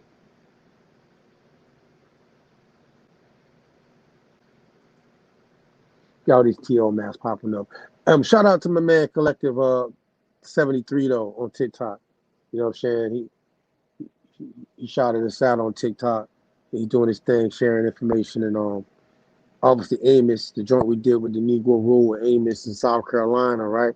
It's funny because it just kind of goes to understanding that what we're breaking down with the Negro Rule, obviously in 1860s, 70s, right? What's going on with Carolina? But this guy right here, we just showed Pedro Nino, El Negro. You don't got it? I can resend it. I gotta show them folks this. They gotta get this real quick. Hold on. I know I sent it to you though, like here it is right here. Encyclopedia.com. Yeah. No. I'll resend it. Make sure. That's what I sent. Maybe you just ain't catch that one. I thought I said it though. That might be on me though. We live. But yeah, you want to play this thing real quick, then we can I can show it afterwards while you do that. You can play this by time. Let's let this go. You played a clip of the Amos joint. This is what we did. He gave us a shout out, so check it out.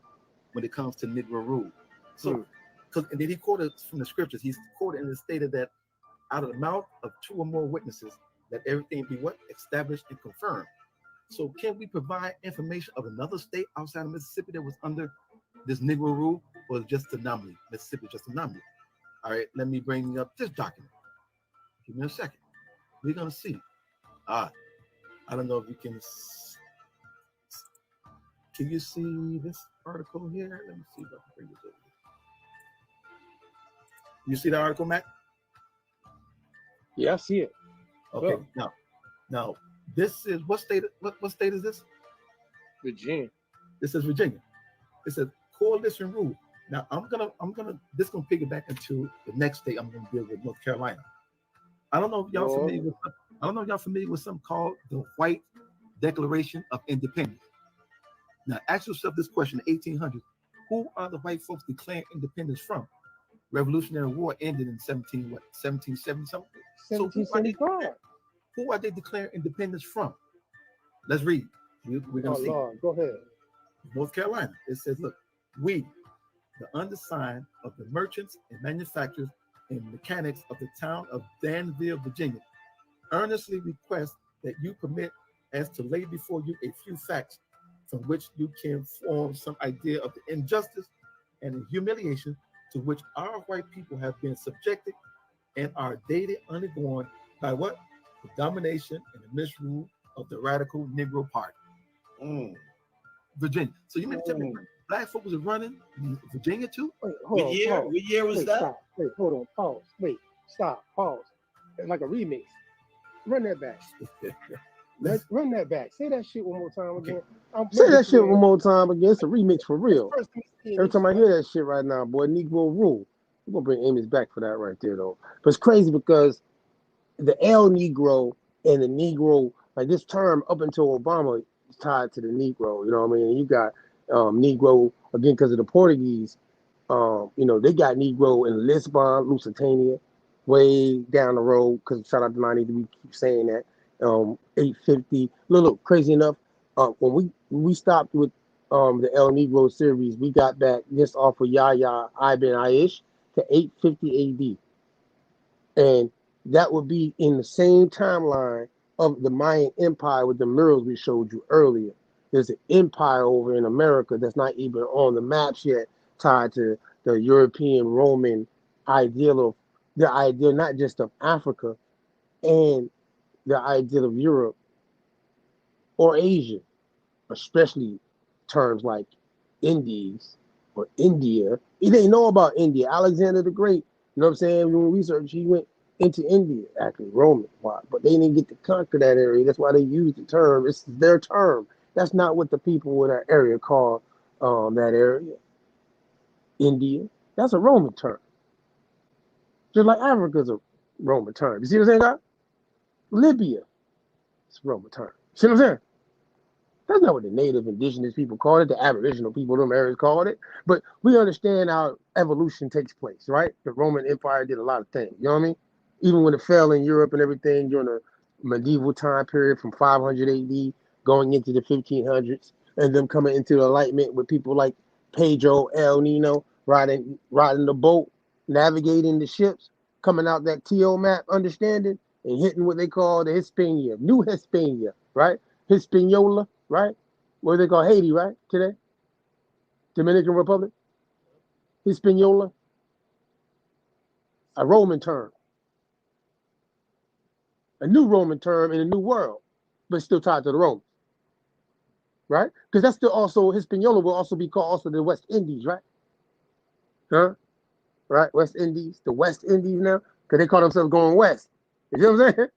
But they went into the Orient. Anyway, go look at the map again. But anyway, you can pull up the joint if you got it, so everybody can read about Pedro real quick. You know what I'm saying? I don't want to leave him dry on homeboy. Yeah, Nino, like Nino Brown. Shout out to the Browns. Yeah. Pedro Alonso. You see the time frame. Pedro Alonso Nino was a Spanish explorer known as El Negro, a native of Morgur. You see, it say native, like indigenous too, where he was born from. Spain. Nino acted as a pilot of the Santa Maria during the first voyage of Christopher Columbus. Zarco. In 1499, Nino and Christopher Guerrero, a whole nother Christopher, received permission from Bishop Juan Rodriguez, like Bishop Juan Rodriguez de Fonseca, to explore the Gulf of Paria. You can go down a little bit, guys, because they're going to see margaritas. Oh, I got a little bit left. You know, margarita. That's some nigga shit. Excuse me, French. I mean, that's the term they use. Latin.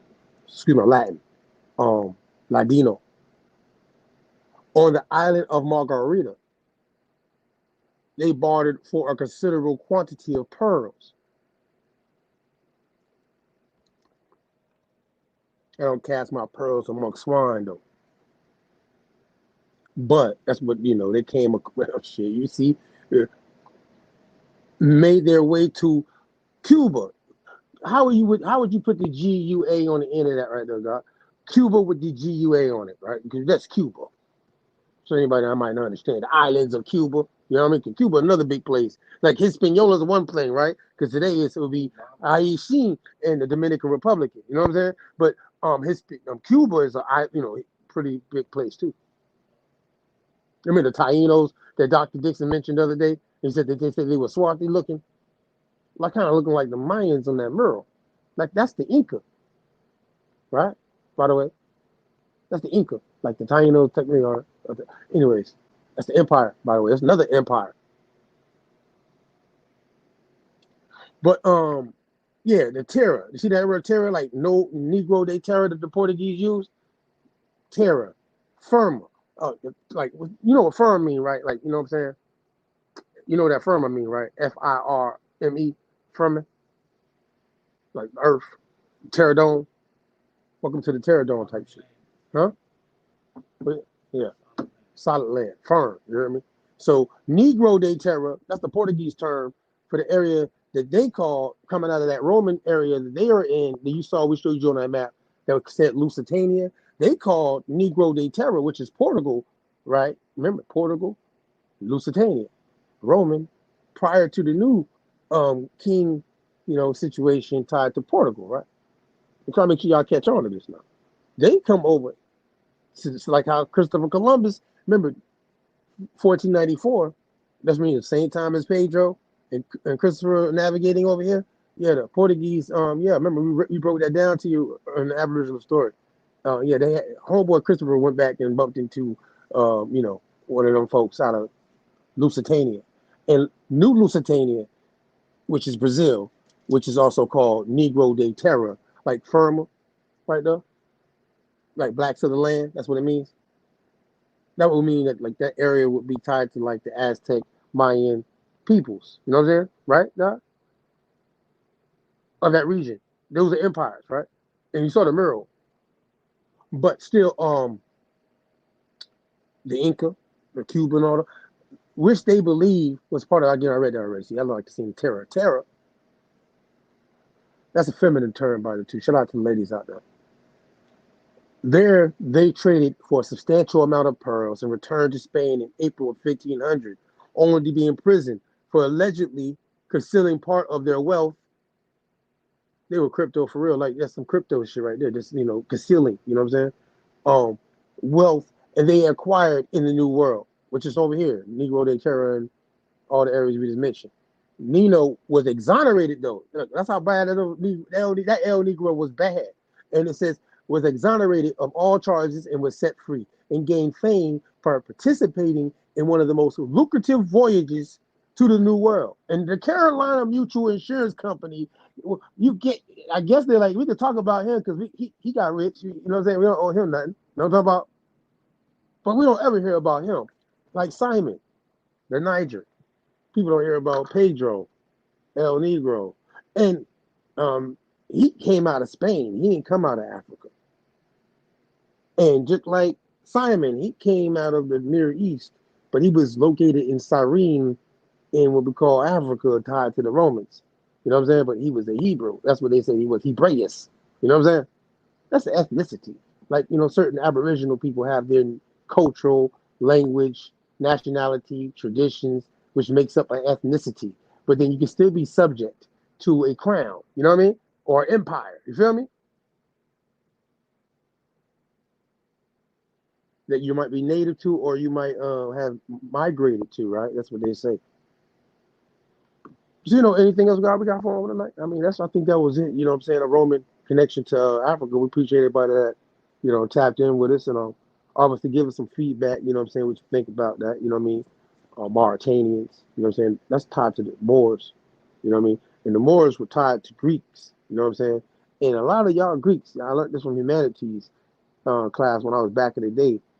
They know this when they teach the Greek thing. We got a lot of Greek stuff going on. And Africans today, remember, the American Colonization Society tied to the African Methodist Church, who was, in cohesion with them and was dealing with abolitionism at the same time when these Gullah were fighting wars and stuff like that.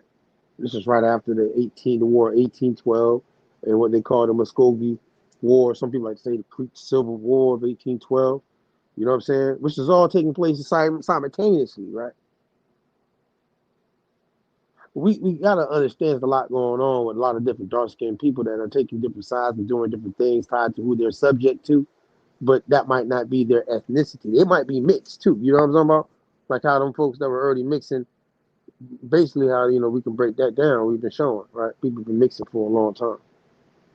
But the Roman connection to Africa, that's this Roman thing that people got in common, huh?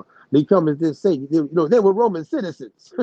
even the Hebraeus were Roman citizens. You know what I'm saying? Them folks out in Europe, yeah, they were Roman citizens too. You know what I'm saying? They got that Greek in them. That Greek Roman, you know what I mean, way of thinking. But they forgot about that Hebrew ethnicity part that they took out of the educational system over here, Brown, Yale, and all of them other places, that were Ivy League schools, and the first Indian schools, right, weren't they? And they were teaching Hebrew, Greek, Latin, and English, right? The KJV said that, you know what I'm saying? I had to put it out there how it is and the facts of the thing, you know what I mean? Well, because I ain't got no bias to, you got some Moreno, crypto Jew, Moorish, which they like to tie to Islam, even though Mauritania is tied to the Moor, it's tied, goes to the Greeks, and really did that too. But we're gonna get out of here. Next week though, we're gonna work out. Hopefully Tuesday, we come to get the joint right. You know what I'm saying? We can pull up on this King James conversation.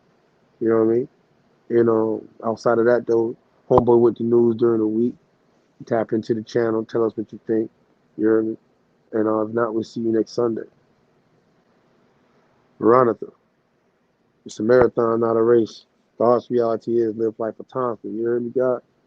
I'm out of here. Peace.